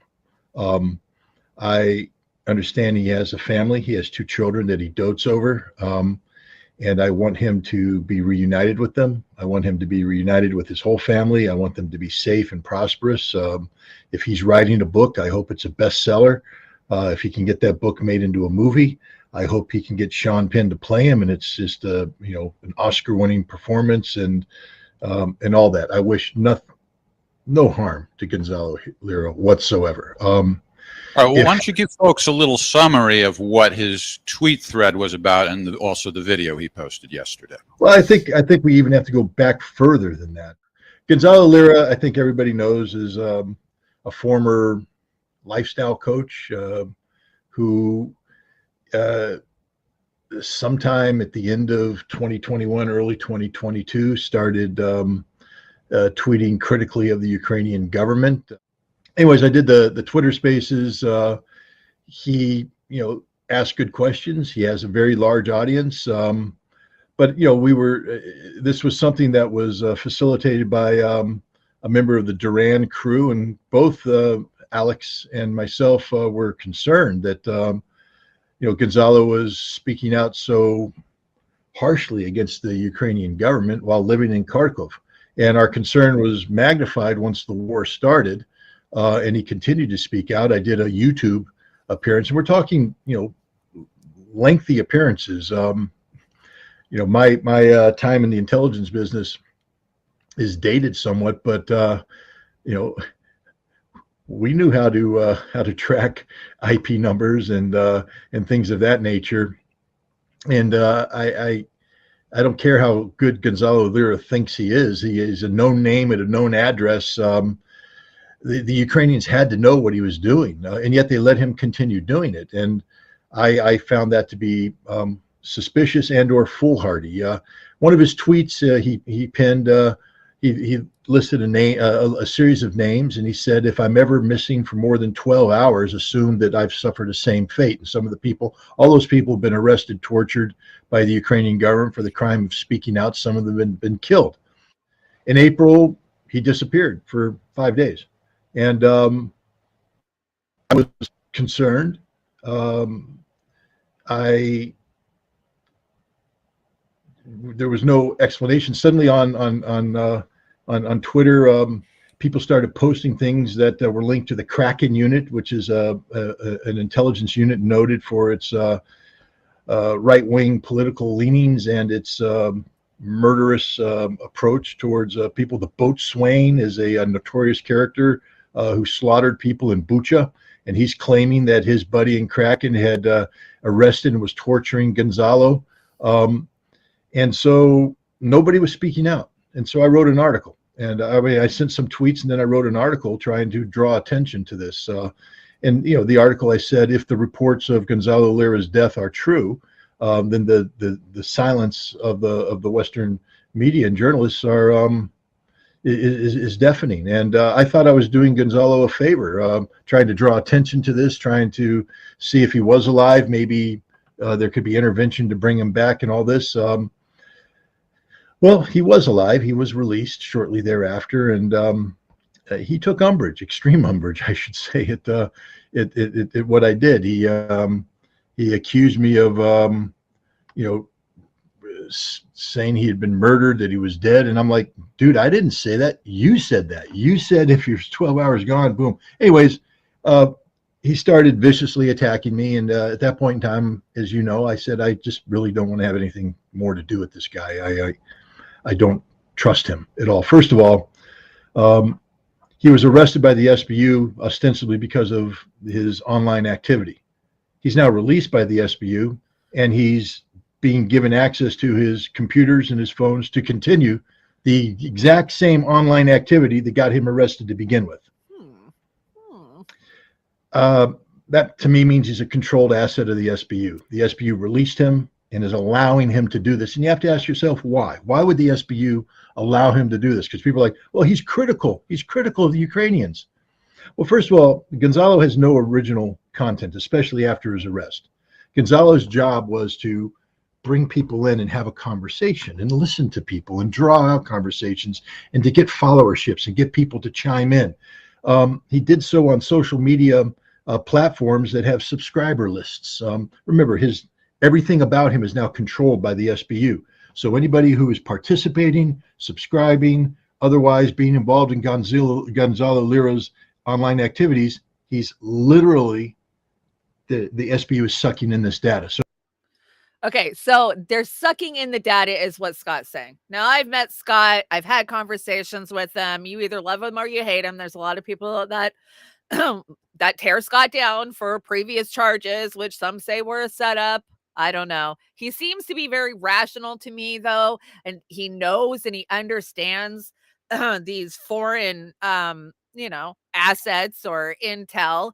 And so I wouldn't have even thought anything about this. I would have just been like, yeah, whatever. But within maybe 2 hours of me sharing out Lyra's tweet saying that he was going to go to the border. He wasn't even at the border yet when I shared that tweet out, because for some reason, and I told you guys this, his YouTube channel showed up in my algorithm on YouTube. Now, since when does YouTube put dissidents or anybody who's talking shit about anything into your feed that you don't follow? Because I followed him on Twitter. I didn't follow him on YouTube. So I saw the video. He wasn't even at the border yet. It only had been posted for 15, 20 minutes when I saw the first video. So I go to Twitter. I see his tweets. I read the whole thread. I retweet his tweet. 20 minutes later, I'm not even kidding, I get a personal message on Facebook from an Alexander who says, and here, I'll find it and read it to you really fast, who says, "Good afternoon. I'm an activist from Russia, and now I'm creating a project dedicated to the prevention of a global war. And now I'm gathering activists and experts from different countries in order to create an unified plan to prevent a world catastrophe. I saw you in an anti-war group and decided to write you. Would it be possible to record an interview with you on this topic?" And I told you guys about this last week. I talked to him. I went and checked out his Twitter. But the weird thing to me was he found me in an anti-war group. Where? I'm not in any anti-war groups. I don't do Facebook really anymore. I might have been in an anti-war group over there a long time ago, maybe back in the Bernie days. I don't. But I don't actively participate in anti-war groups. So that makes me go, And the other thing that really makes me go, we didn't have one friend in common, which, okay, he lives in Russia, right? But if he's trying to reach out to American anti-war activists, there's a lot of bigger names than me who I'm friends with. And I just found it odd. He doesn't know Houfi. He doesn't know Tara Reid. He doesn't know any, E. Bartlett, any of these people that we have in common. So, I mean, and then he got very persistent. Can you record a video tomorrow? And then he sent me this whole list of questions. I think I read the questions to you. An Assange rally? I was like, maybe as an Assange activist. So I don't want to count this guy out, but I got to say, I find it really fucking weird that within an hour of me tweeting Lyra, I had a Russian in my inbox. So here's the thing. I don't mind doing an anti-war video for anybody. I really don't. That's my stance. That's where I'm at, but I don't want it weaponized. I don't want it weaponized against us, our movement, anti-war. I don't want to be the picture of propaganda in Russia. I don't want to be a picture of the enemy in the Ukraine. So I'm just going to stay underneath this one, but I wanted you guys to be aware of what was being said and who was saying it. So to each their own opinion. I don't know shit. Is he an asset of this Ukraine group? I don't know. I really, how would anybody know? I find it odd. They let him out 3 days before he's supposed to go to trial, and they give him all his shit, and they give him his money, and they give him his card. I mean, and Lyra is saying, well, I just took it as they told me to get the hell out of here. Okay, I don't know. A Russian in my inbox. Yeah, a Russian in my inbox. I just find it weird. So I don't know. Maybe I'll let it be for a while. And if he reaches back out to me, I'll just explain to him that I got a little spooked. This is the reality we live in now. We live in this Cold War, edge of a hot war, and none of us wants to be used as Hanoi Jane. I mean, that's the way I see it. So just letting you guys know. You guys know I'm so fucking transparent. I tell you guys everything. You guys know more than fucking people that, are in my life every day. So there you guys have. Okay, so dear aliens, whatever you do, don't sign any treaties. Yeah, don't sign any treaties. Because We don't honor them. The people of the earth, we don't honor treaties. We have a long history of that. So no worries about that kill list you're on, Lyra. We're just kidding. Yeah. I like the Duran too, Death to Tyrants. I really do. When I'll run through Rokfin in the morning. I always listen to Rokfin when I get dressed in the morning.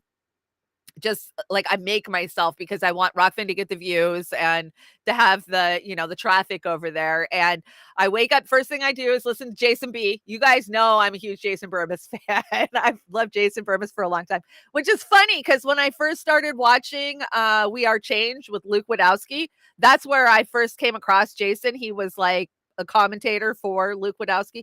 I was always like, I don't like this guy. Why is he on here? But now I love what Jason B does. So yeah, I go and watch Jason Burmis, and then this morning I listened to Dreyer, and then who else did I listen? I like T Live. Rokfin's a good place to go if you guys want good meaty information. Rumble, there's a lot of good stuff on Rumble, but my problem with Rumble is I have a hard time getting through it. Like the feed is terrible. It doesn't, like I'm just digging hit or miss over on Rumble to find a video. So I feel like it's more of a waste of my time. Okay, let's talk about California. This is a Brett Pella. Do you guys know who Brett Pella is? If you followed me for a while, you do. He's a comic out of California, and this is pretty funny. Okay, what do we got? Well, there's a bill that would put child traffickers in jail for life. No. Nah. Wow, good point. Yeah, I never thought of it that way before. Putting somebody in jail for trafficking would probably increase trafficking somehow. That's Golden State logic, baby. Nice! Makes sense. I love this job. We should be protecting our criminals. Everyone hates criminals in California. They're really like a marginalized, oppressed group of people. And everyone knows if you're against trafficking, you're clearly a MAGA Trump supporter. Yeah, only crazy conspiracy theorists think human trafficking is real. Just for fun, let's pretend that human trafficking is a problem. Aw, boo! Well, long-term sentences for traffickers just won't do anything. Yeah, that'll just force the state to pay more money to keep terrible people in jail. Right, so we should keep those terrible people in the streets. That way the state doesn't have to pay for it. And that way, maybe they'll become better members of community because they're not stuck inside of a gross little tiny prison cell. Or as they call it in San Francisco, a studio apartment. Maybe instead of arresting traffickers, we can give them like a job. We can make them like a traffic officer, like at a crosswalk outside of a school. Or a school bus driver. Or a second grade PE teacher. We're so smart. Hell yeah. Okay, how about this one? Now there's been a rise in shoplifting throughout California. Right, and what's been happening to the shoplifters? Well, sometimes the employees will record them on video so that they can show their video to police later. Oh no. And sometimes the store employee will even try to stop the shoplifter from stealing. Oh my Gavin. Okay, we can't have that. Let's make the new rule that store employees are required to do nothing when they see shoplifting happening in their store. But can they help? Ooh, yeah, that's good. That's good. They are allowed to help, okay? Like if a guy is scooping up a bunch of cologne bottles and it's really heavy, or they got a bunch of women's jackets over their shoulder and they're having trouble getting to the door, the employee of the store can help them to their getaway car, but no further. Nice. Oh, well that should help criminals have a smooth and easy process. In and out. Oh, I'll have a double, please. Oh, make mine animal style.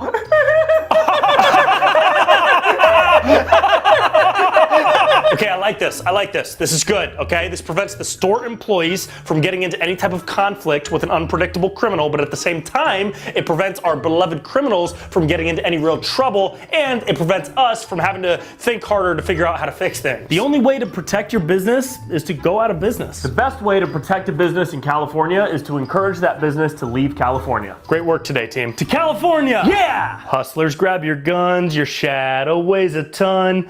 Driving down the 101, California, here we come. Right back where we started from. California, here we come. I love the OC. That was I was going to move to Newport Beach with all the rich people when I'd watch OC.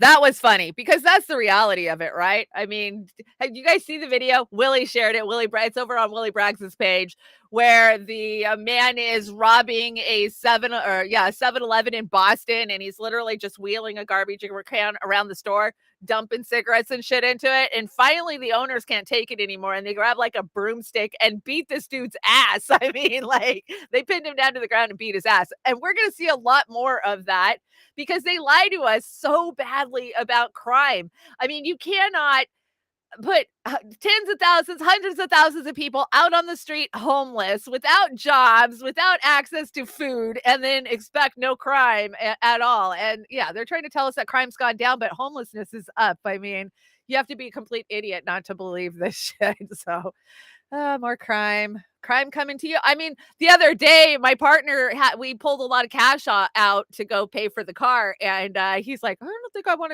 to, have this in my wallet while I'm out out and about. And I was like, yeah, that's probably smart. People are hard up nowadays. Okay, let's talk about Jamie Foxx. He stepped in it again this weekend, or did he? So he put out a tweet that said, they killed this dude named Jesus. What do you think they'll do to you? Hashtag fake friends, hashtag fake love. And people were like, ooh, who's he going after? What friend? Is it a friend who stabbed him in the back or something? Well, we never knew who he was actually talking about, but Jennifer Aniston had to make this all about her because she jumped in. She apparently had retweeted it. I don't think she put anything on it, but she says, this really makes me sick. I did not like this post on purpose or by accident. And more importantly, I want to be clear to my friends and anyone hurt by this showing up in my feed. I did not support any form of anti-Semitics, and I truly do not tolerate hate of any kind, period. So poor Jamie Foxx, he just tweets out this thing about, yeah, they killed Jesus. What do you think they'll do to you? And then he has to put out a I'm not anti-Semitic tweet. So he says, I want to apologize to the Jewish community and everyone who was offended by my post. I now know my choice of words has caused offense, and I'm sorry. That was never my intent. To clarify, I was betrayed by a fake friend, and that's what I meant with they, not anything more. I only have love in my heart for everyone. I love and support the Jewish community. My deepest apologies to anyone who was offended. Nothing but love always. So yeah, they read into this that they meant the Jewish community instead of the global cabal that is in charge. And why Jennifer Aniston? Some people are saying it was Jennifer Aniston that he was originally talking about. So I don't know, but let's hear from Monique. You know who Monique is? She is the dollar store Oprah. Oprah burned her to the ground a couple of times anyways, but she's a comic. She does a bunch of different stuff. But anyway, she was doing an interview with Roseanne Barr because, Roseanne's freaking top of the fucking pile right now. And so let's hear what she had to say about Jamie Foxx. Seeing you with these sunglasses. There's no sun in here. And you being disrespectful. I need to be able to see you, right? So he laughing, and I walk to the other side of the stage. I come back. I said, you think I'm playing? If you don't take them damn glasses off. Roseanne, he lifted up his glasses and everything was black. Oh, he didn't have any eyes? Did you hear what I said? What? Everything was black.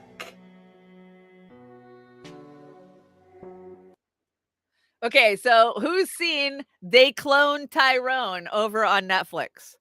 Now, I had heard the rumors that Jamie Foxx had been cloned before I even saw the movie. I was flipping through Netflix a couple weeks ago. I saw it. I was like, what the fuck is this? So I started watching it, and it was kind of hard to get through the first few minutes of it. But once I did, it was actually a pretty good movie.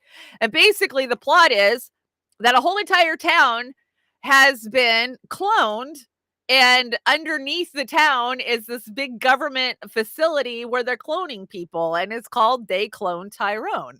And so for everybody saying that they cloned, Fox. Okay, so there's a few different conspiracies going on here. They all kind of come together. Jamie apparently got some dirt on Oprah. That's what I was explaining on Friday to you guys. And apparently he was telling people about it. So then they say the studio heads forced him to get a vaccine. Now, if you're paying attention, there's good vaccines, there's bad vaccines. And apparently they gave Jamie a bad vaccine and it damn near killed him. And so that is why, they say what they say. And I don't know if it's just a coincidence that movie came out, They Cloned Tyrone, and that's why they're saying he's cloned. But that story of cloning in Hollywood has been around for a long fucking time. A long time. Like Seth MacFarlane was telling us that Britney Spears and Miley Cyrus were clones 15 years ago. I'm not even kidding. 15 years ago. So what does it mean? I don't know what it means. Normally there's a little bit of truth to all conspiracies. So what is the truth part of that cloning? Because you guys know how I feel about cloning. How the hell are they doing that? How do they clone somebody and age them to 45 years old? So are they making a full-on body clone? I mean, we're told that motherfucker's not real. I don't know. Okay, let's talk about some history. So history's changing. They found a non-human species. Did you hear about this? Non-human species. And Russell Brand does a good job of breaking it down. This is a long clip, but I think we'll make it through it. So, and then she was like, and that motherfucker right there is not real. Yeah, right. Okay, let's watch. Scientific world, and really to all of us. It is about the mysterious extinct human species, Homo naledi.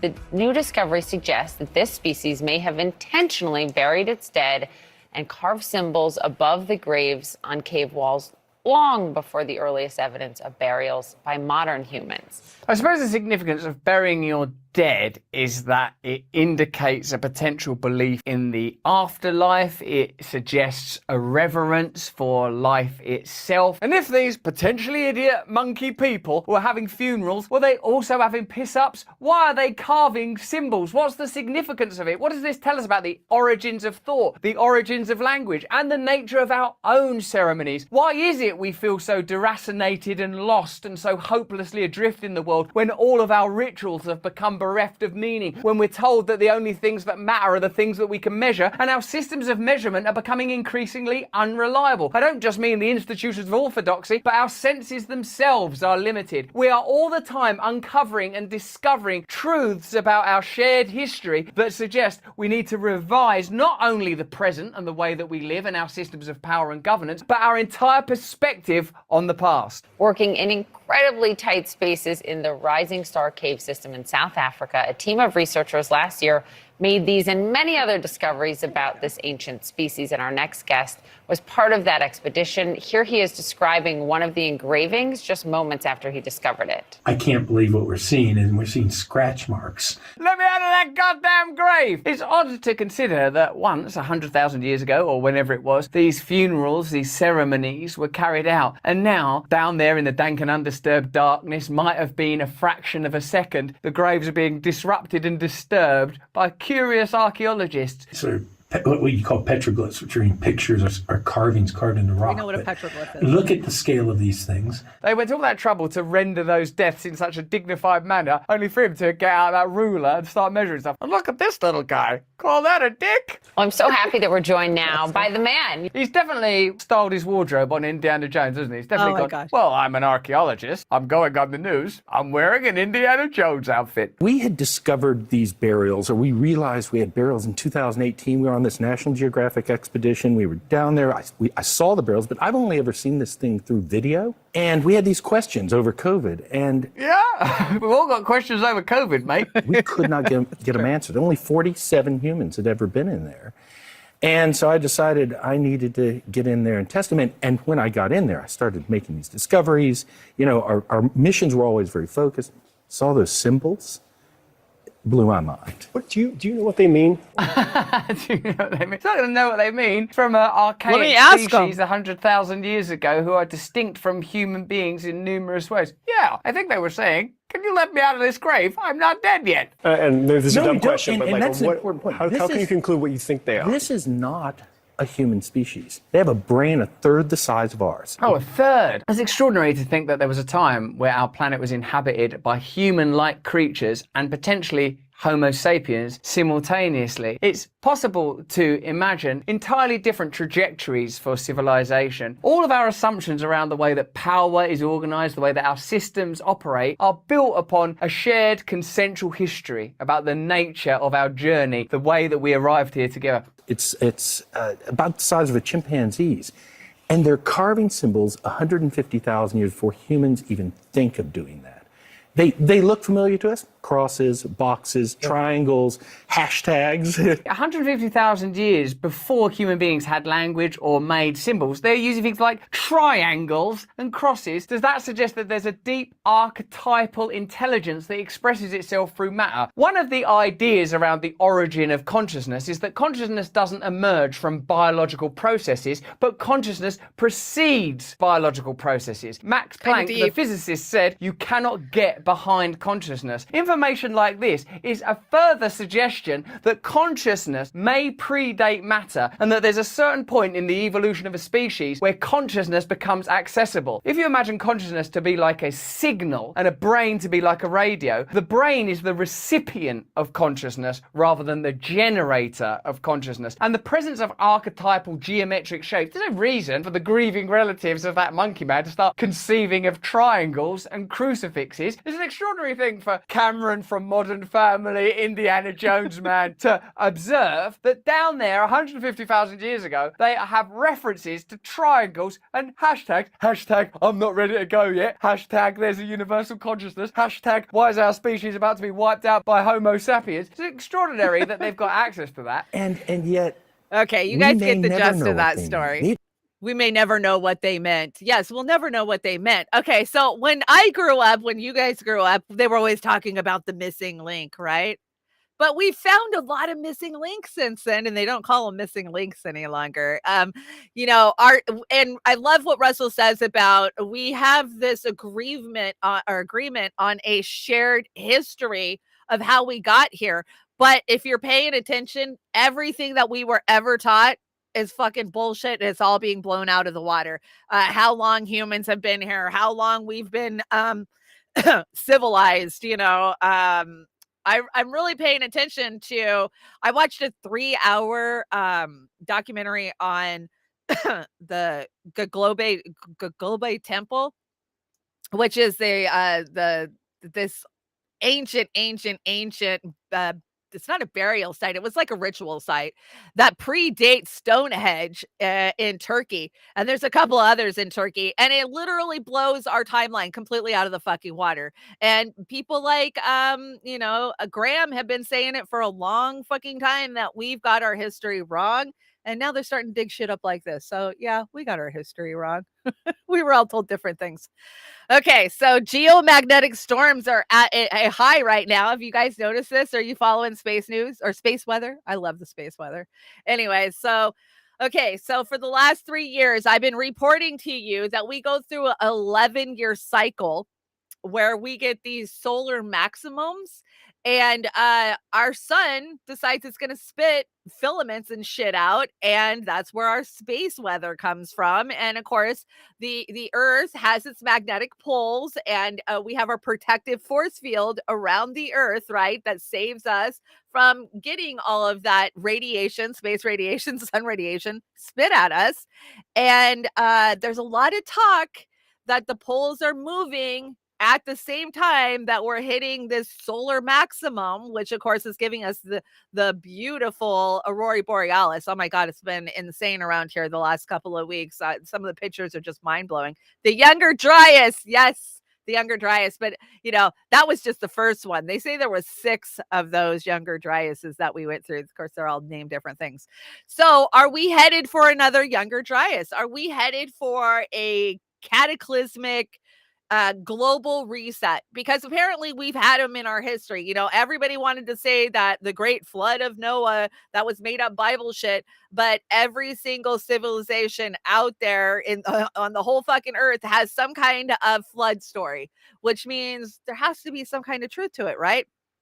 So there's just a lot of little pieces that are starting to come together, like, oh, maybe there's something really fucking bad come in, and the global elite know it. That's why we're in the state that we're in, because Oz and I say it all the time.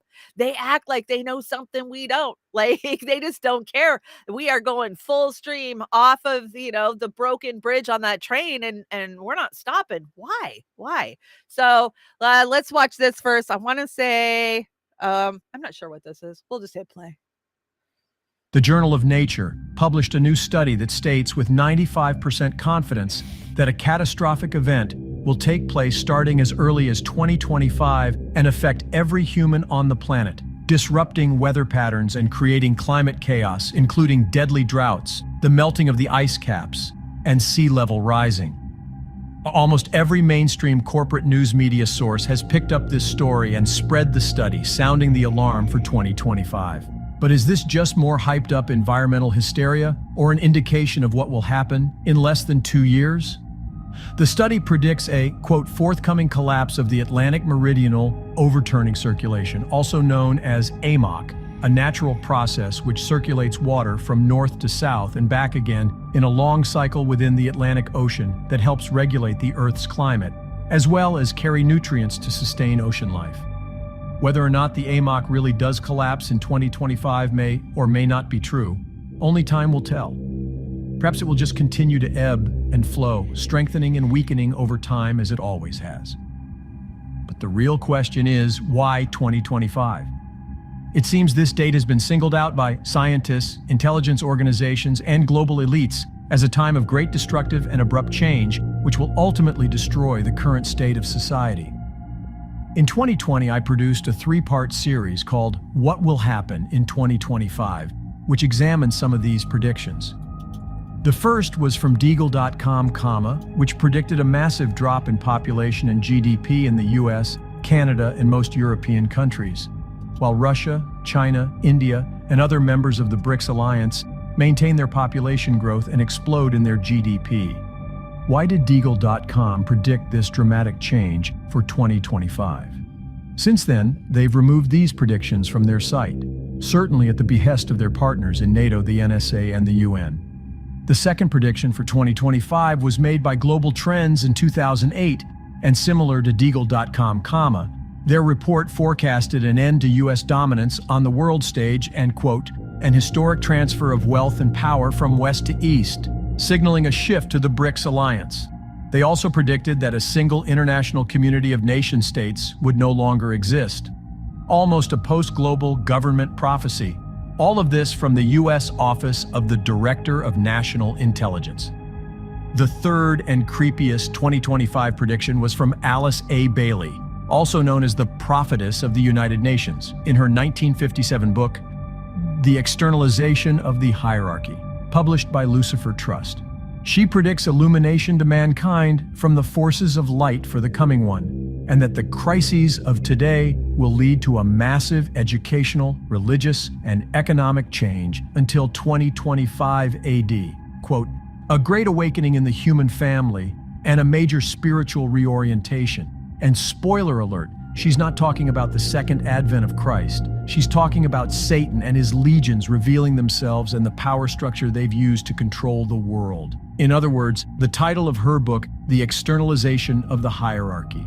So what will really happen in 2025? Climate chaos, famines, mass death, economic collapse, and a satanic deception to ensnare mankind?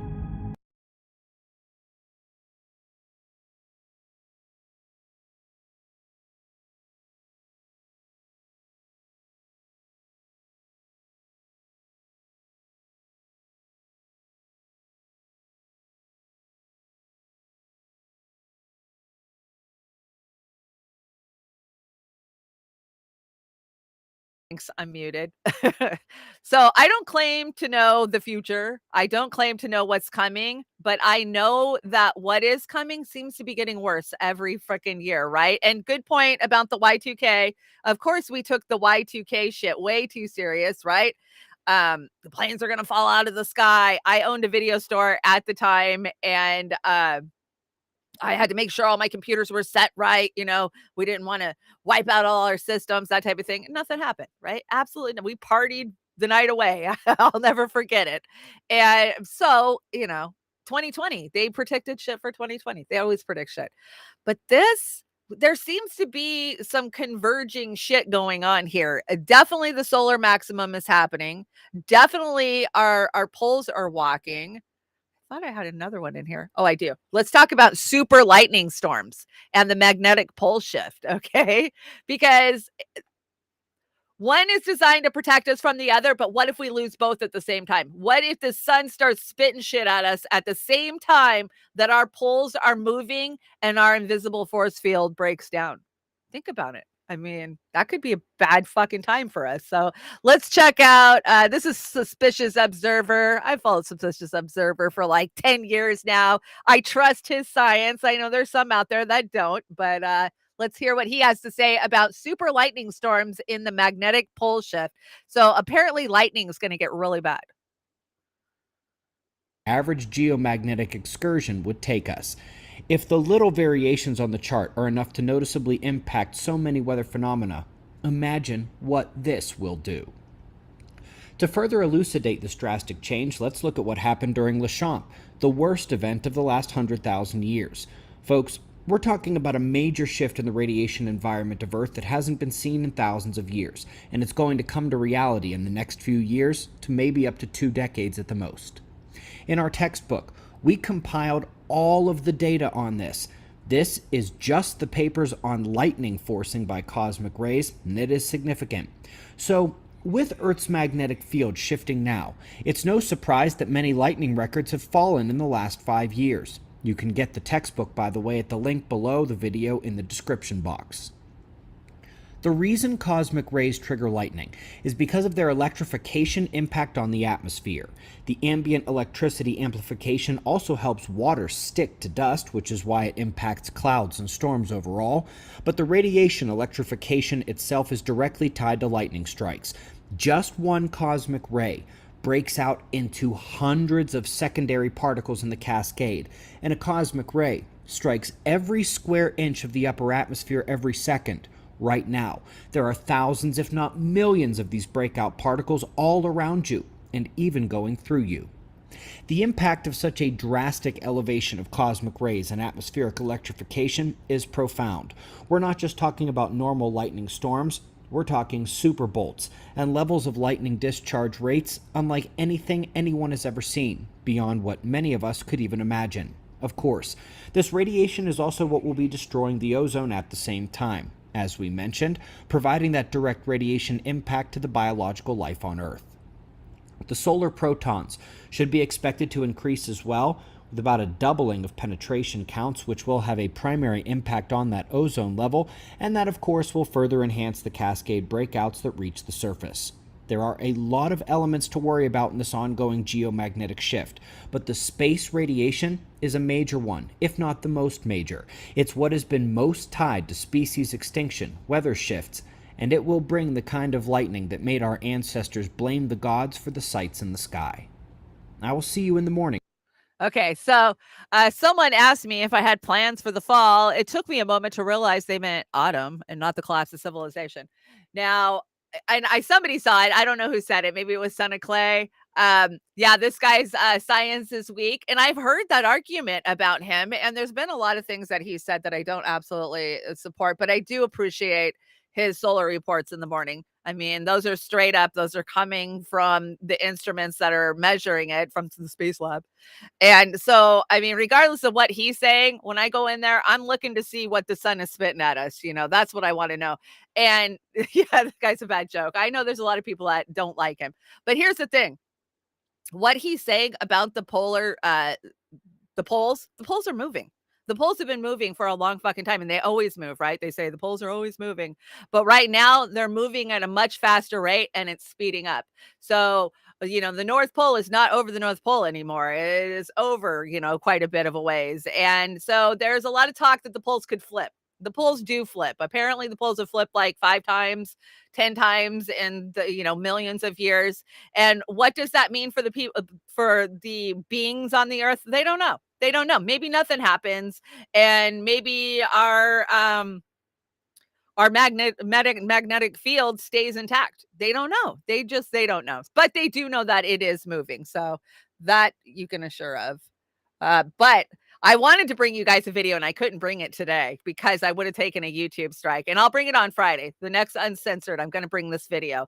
There was a book called Adam and Eve, and it was wrote by a really renowned physicist, Thomas, back in the late 40s, early 50s. And as soon as he published the book, the CIA took it and they classified it. So we're told anyways.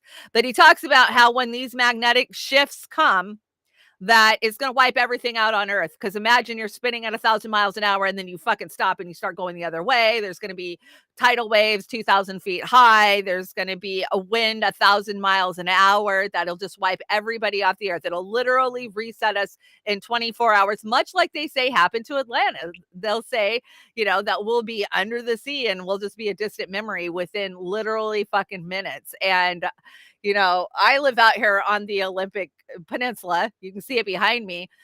And we've had these tidal waves come in before. There was one in 1701 that the local natives still talk about. And that was a 50-foot high wall of water, of course, when the Cascadia slipped, which it's due to do again.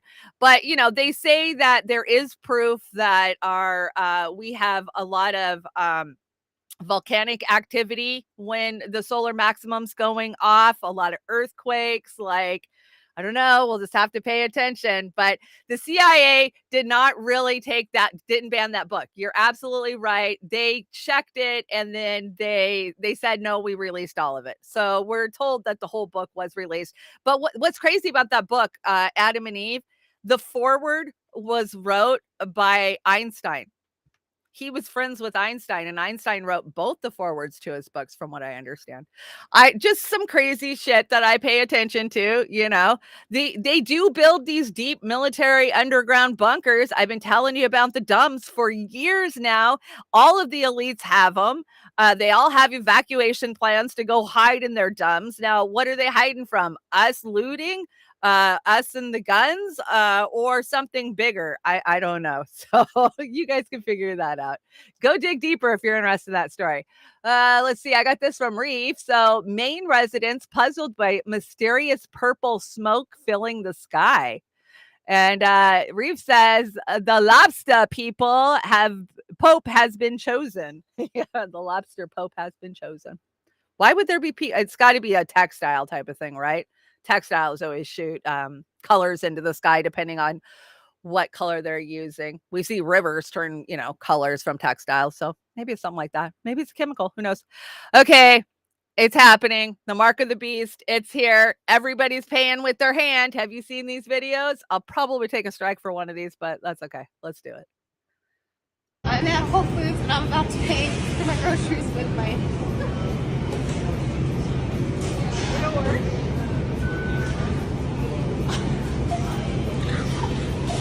That's the coolest thing ever. That is not the coolest thing ever. I put a microchip in my arm and it's the best thing ever. Friends react to contactless payment by my hand. You have the chip.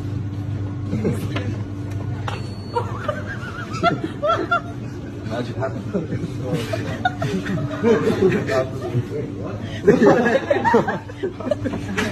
All right. What happened?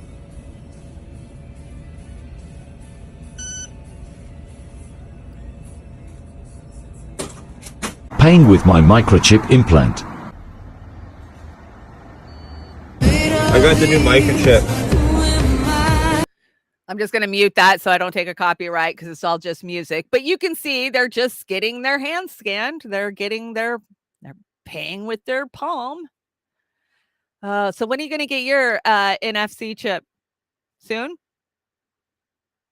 I barely got a card with a chip in it, let alone a chip in my arm. That is, and you know what? The kids are so excited for this. My adult children, they can't wait. They can't wait. They think it's going to be the greatest thing when they can just wave their hand and pay for everything. They're ready. That's what my son told me. I'm ready. Let's do this. They're ready to become cyborgs. And that right there is the transhumanist movement. It really is. I think this is almost over, right? Oh, no. More people still scanning. This is just insane. The amount of people doing it nowadays, that's crazy. Oh, it makes life so much more convenient. You don't need keys for your car, keys for your house. You don't need a wallet. Shit, you don't have to have anything except for your hand. I'll pass. I'm going to pass until it's absolutely necessary. And even then, I'm still going to pass. But that's being automated. Did you guys see the robo delivery driver? Oh my God, these little robo carts. What did they expect people were going to do to these carts? Have they not seen what people do to the scooters in each city? Like, so check this out. Oh, I must still be muted. Come on. Oh my God.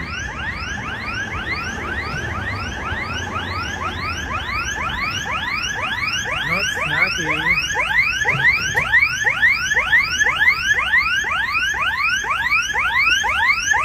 Oh man, look it. Somebody knocked him over. Who is it? It's Austin. They steal your food too? Austin got robbed.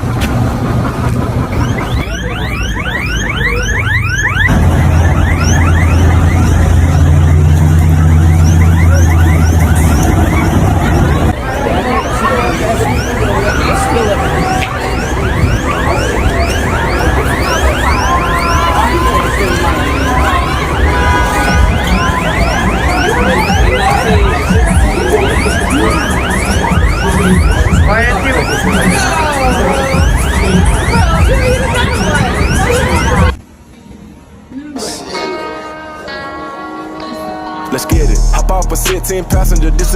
I'm going to mute that so I don't take a strike for it. What did we expect? You were going to see a homeless, pregnant, half-naked American riding it like a bucking Brock. I mean, that's exactly what I expect from America. But I love how they all have their own names. That one was named Austin, the one that got robbed.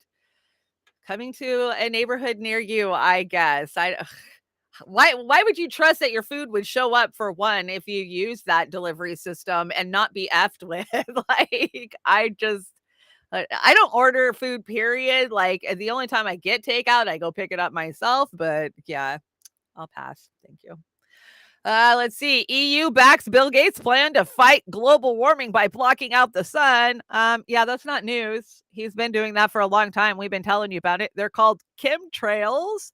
Friends and family, after the news drops, why didn't anyone tell us? I tried hard, actually. Yeah, really. I've been trying hard to tell you guys for a long time about chemtrails. For a long time. But, it's just a contrail and you're crazy. Okay, let's see. But why didn't you tell them what was happening? I did. I told them every day for years. Let's see. This one's got an article with it. So let's go ahead and watch the video first and I'll go see what the article's about. Oh, I got to unmute it.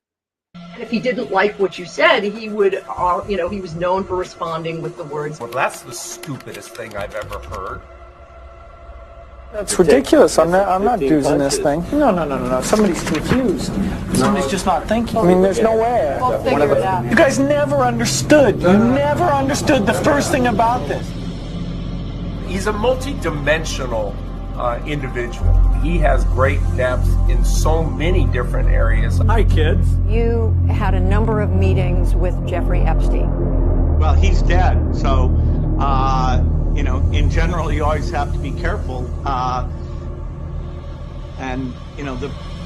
Today we're announcing a commitment over this next decade, which we think of as a decade of vaccines. The vaccine is critical because until you have that, things aren't really going to be normal. And it won't be normal until we get an amazing vaccine to the entire world. And for all 193 member states, you must make vaccines a high priority in your health systems to ensure that all your children have access to existing vaccines now and to the new vaccines that have recently become available.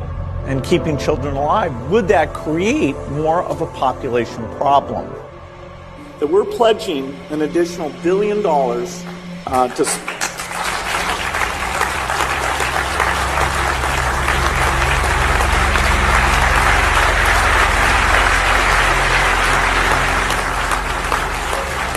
Thank you.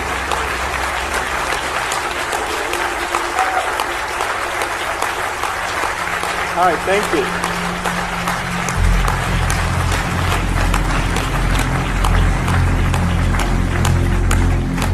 It's not every day we give away $1 billion. My dad was head of Planned Parenthood. How to Lie with Statistics by Daryl Huff. It's a quick read. It's got a lot of good examples in it. Pie in the face.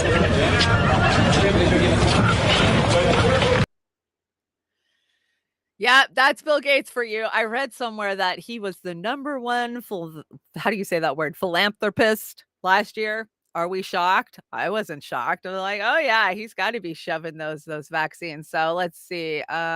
Amazon plans palm scanning technology can let you buy a drink without getting your ID. Oh, that was the last one we just watched. Yeah, we know that. Let's see. EU backs Bill Gates' plan to fight global warming by blocking out the sun. August 5th, 2023. The EU has thrown its support behind Microsoft's co-founder Bill Gates' radical plan to fight global warming by blocking light from the sun to lower the temperature of the earth. So yeah, international globalist effort, right? But those aren't chemtrails above you, even though the White House admitted a month ago that they were on board with Gates's plan to block out the sun. We've been telling you that they have been spraying this shit into the ionosphere for fucking years now. We know what it is. It's aluminum, it's barium, it's strontium. Yeah, they're trying to reflect the sun, and they do too. I'll never forget in 2016, I drove across the country for the DNC. And when we hit the Rocky Mountains, you couldn't see the Rocky Mountains on a clear goddamn day because there was so much haze in the air. And it wasn't pollution. It wasn't smog. It was this shit that they're spraying into our atmosphere. And they've been doing it for a long time. But hey, we're just conspiracy theorists.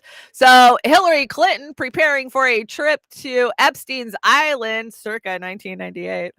That's pretty funny. See, yeah, Jones knew. He told us she was a lizard person who smelled like cabbage and farts. Do you remember that one? That was pretty funny. You know what I watched the other day, which I thought was crazy because I saw it on YouTube of all things. It was the QAnon shaman on Alex Jones dropping truths about the 3 realities that we live in now, right? There's the collective cognitive dissonance reality. There is the collective actual reality. I was just like, why is this on YouTube? Like, okay, I have questions. I don't know. It's weird. Are you concerned that someone is thinking for himself? We care about preventing independence through thought on Facebook. Make sure to report friends who are exercising free thought. How can you help? Report any free thinking you see to Facebook. Report free thinking close. And the funny thing is the comments under this post were, is this real? If you have to ask, we have a problem.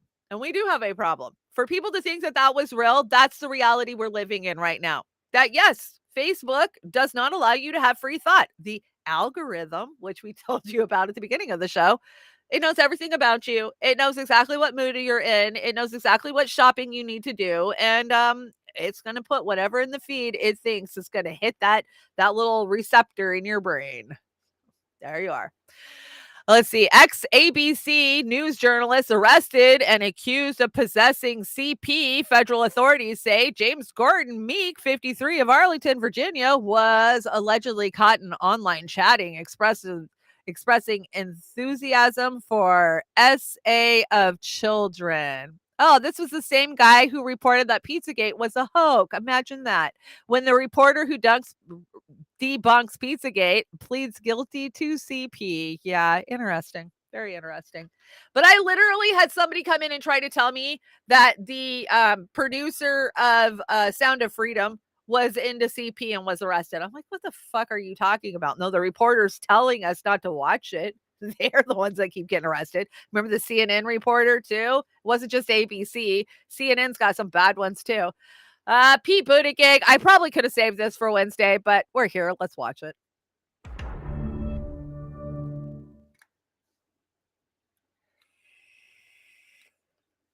There is nothing like the pride that you can take, whether it's as an involved citizen, an elected leader, or an employee of a Department of Transportation, and seeing that you shaped the community that you live in. You literally designed people's commutes, including your own. And by the way, life-saving work. You save 5 lives on a hilltop in a war zone, and you'll rightly get a medal. You could save dozens of lives at a risky intersection by a better design. And there might not be a medal for that, but there's an enormous reward in knowing the difference that you're going to make. Tell me about it. I have to eat a whole bottle of Prozac just to get through the second part of the month.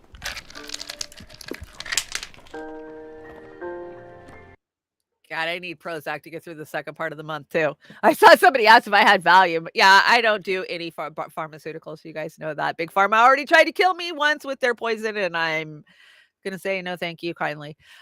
Pete Buttigieg, he's a pretty fart smeller, ain't he? He thinks he's the smartest motherfucker on the earth. Look, I saved thousands of people by designing this commute. I even saved myself. Don't count CIA Pete out. He's not going away because he is one of their tapped spoken boys. Let's see. Bread then, flour, salt, water, olive oil, sourdough starter, ferment for 3 days. Bread now, refined bleach with chloride treatment with potassium baramate, sunflower oil, fortified with iron, synthetic vitamins, made with GMO wheat, higher in gluten, not fermented at all. Yeah, that's the difference between what grandma ate and what we're eating. So make your own, grow your own. Do you guys see my harvest from yesterday? I got a pretty good little harvest out of the trailer park garden. My stuff is just dying though. I don't know. It's all the chemtrails are dropping on us. I swear to God. Let's see, a gold and diamond encrusted Hermes bag containing $9 million worth of jewelry and cash was stolen at an airport check-in counter. First of all, if you've got a name brand bag, you're already risking getting your shit ripped off, but then to shove $9 million worth of jewelry in it sounds like an insurance claim to me. Just saying. And I don't feel bad. We're getting to the end of the show. We're hitting the meme alley. This is meme alley. Let's see. They're dumbing us down to protect their own interests, but don't tell anybody. They won't believe you. Yeah, that's so true.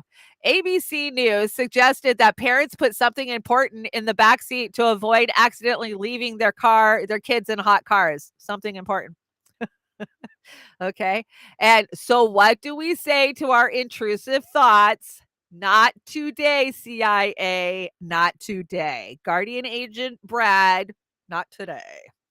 I love that one because they're always listening, aren't they? Introducing the Kardashian bipolar. Okay. And the year is 2083. Gender no longer exists. We all identify as a different flavor of Doritos. I'm Cool Ranch, and this is my story.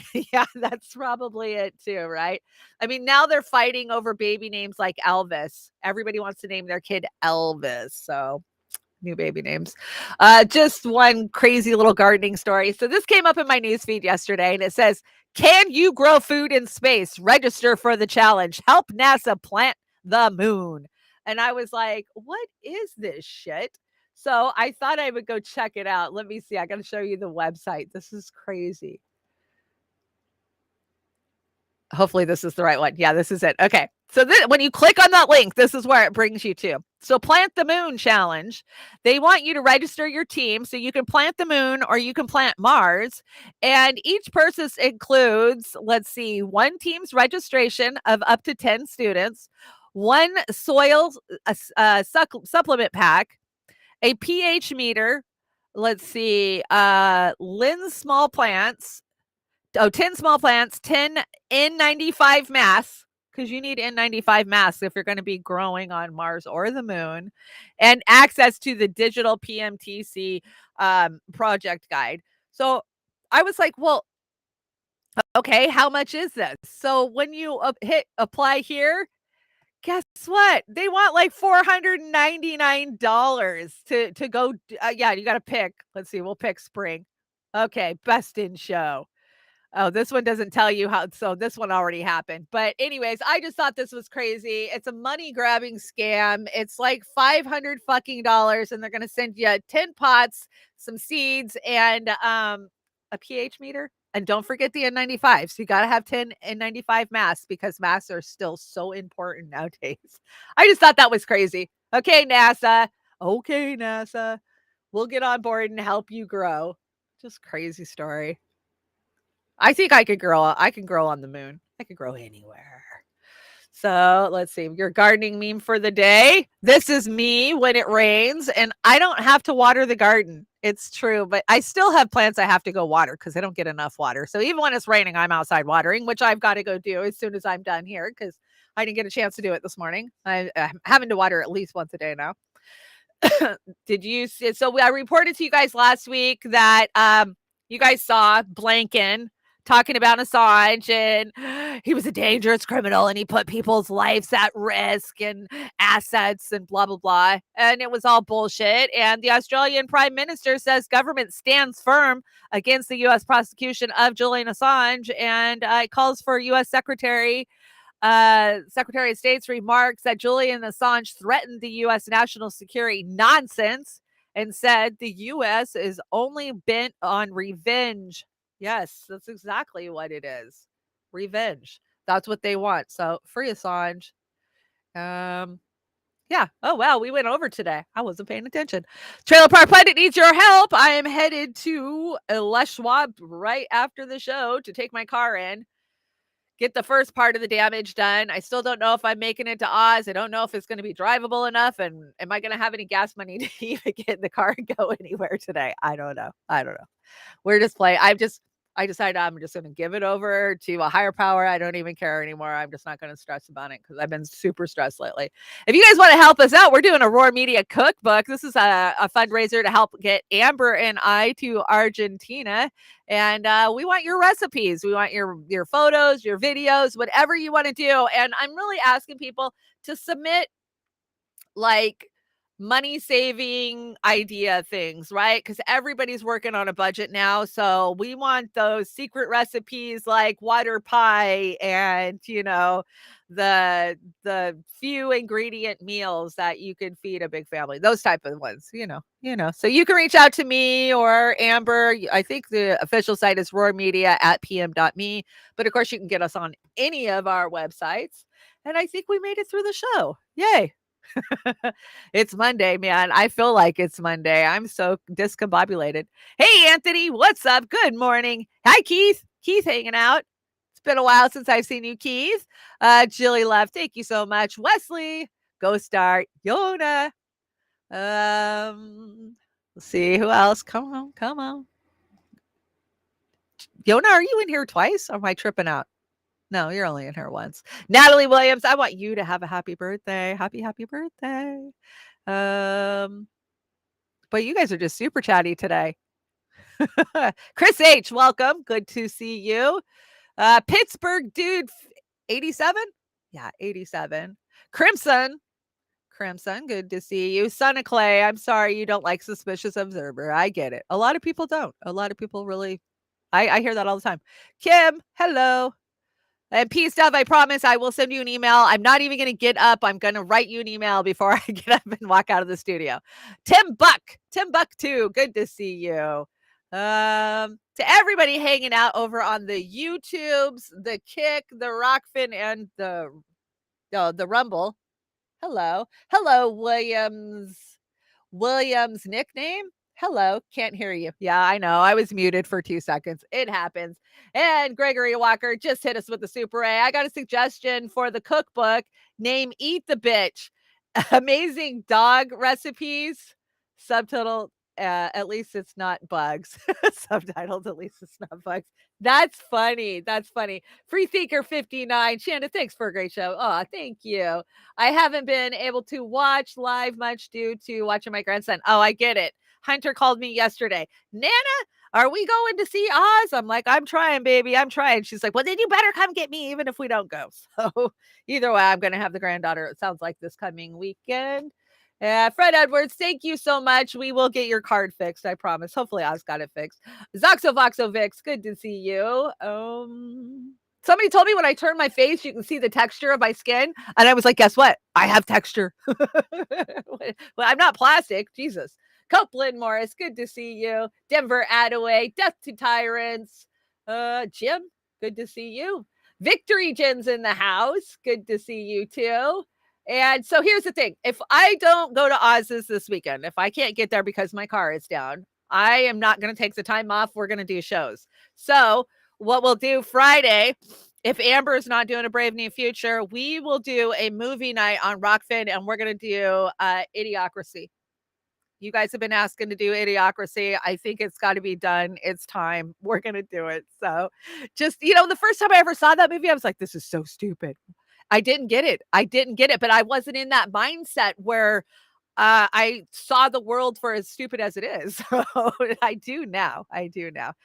Okay, guys, we're going to go out of here. I got a great closer for you. This is Claire Ann Taylor, Shelter from the Storm, a Bob Dylan, a.k.a. Robert Zuckerman, because, that Zimmerman, that's right, is his name. So it's a great cover. I want you guys to have a great week. And I will be back Wednesday, no matter what. I will definitely have a show Wednesday morning. So Friday's kind of up in the air, though. And definitely no Beauty and the Boomer on Saturday, because we're going to take it off either way. We were supposed to be all hanging out together, but either way, no Beauty and the Boomer. Sorry, guys. I know. It makes me sad, too. But hopefully I will be down at the Land of Oz getting all kinds of video of us hanging out and having a good time. Okay. You guys have a great day. I will see you Wednesday morning. And just be kind to each other. There's enough hate in the world. We don't need any more. Why do we have no sound?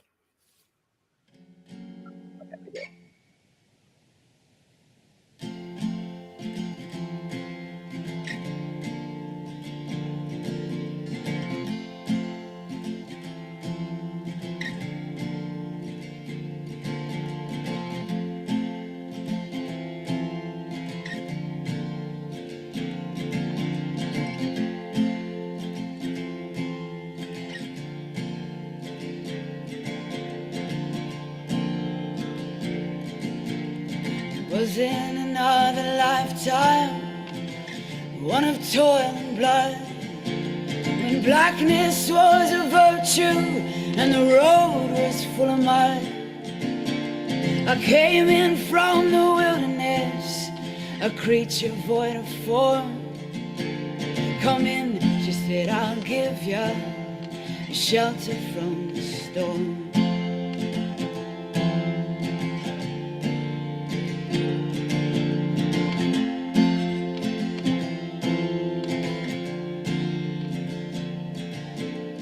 If I pass this way again, you can rest assured I'll always do my best for her, on that I'll give my word. In a world of steel-eyed death and men who are fighting to be warm, come in, she said, I'll give you a shelter from the storm.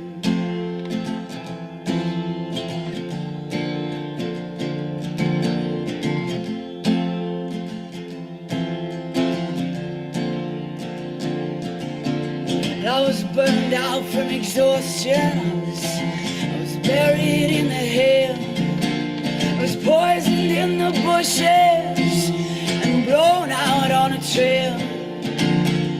I was hunted like a crocodile, ravaged in the corn. Come in, she said, I'll give you a shelter from the storm.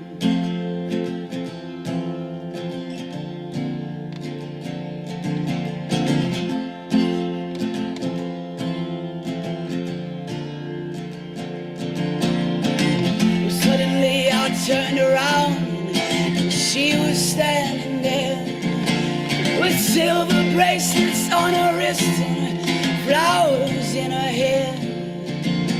She walked up to me so gracefully and took my crown of thorns. Come in, she said, I'll give you a shelter from the storm.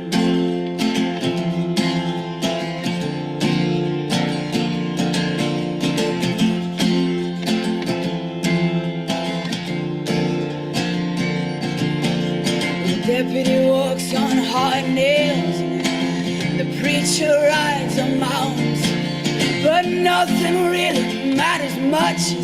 It's doom alone that counts. And the one-eyed undertaker, he blows a feudal horn. Come in, she said, I'll give ya shelter from the storm.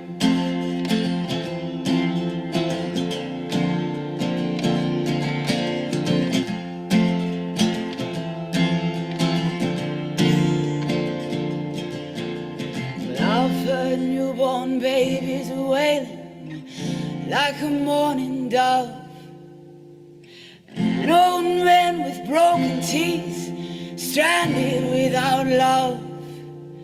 Do I understand your question, man? Is it hopeless and forlorn? Come in, she said, I'll give ya shelter. Yeah, shelter.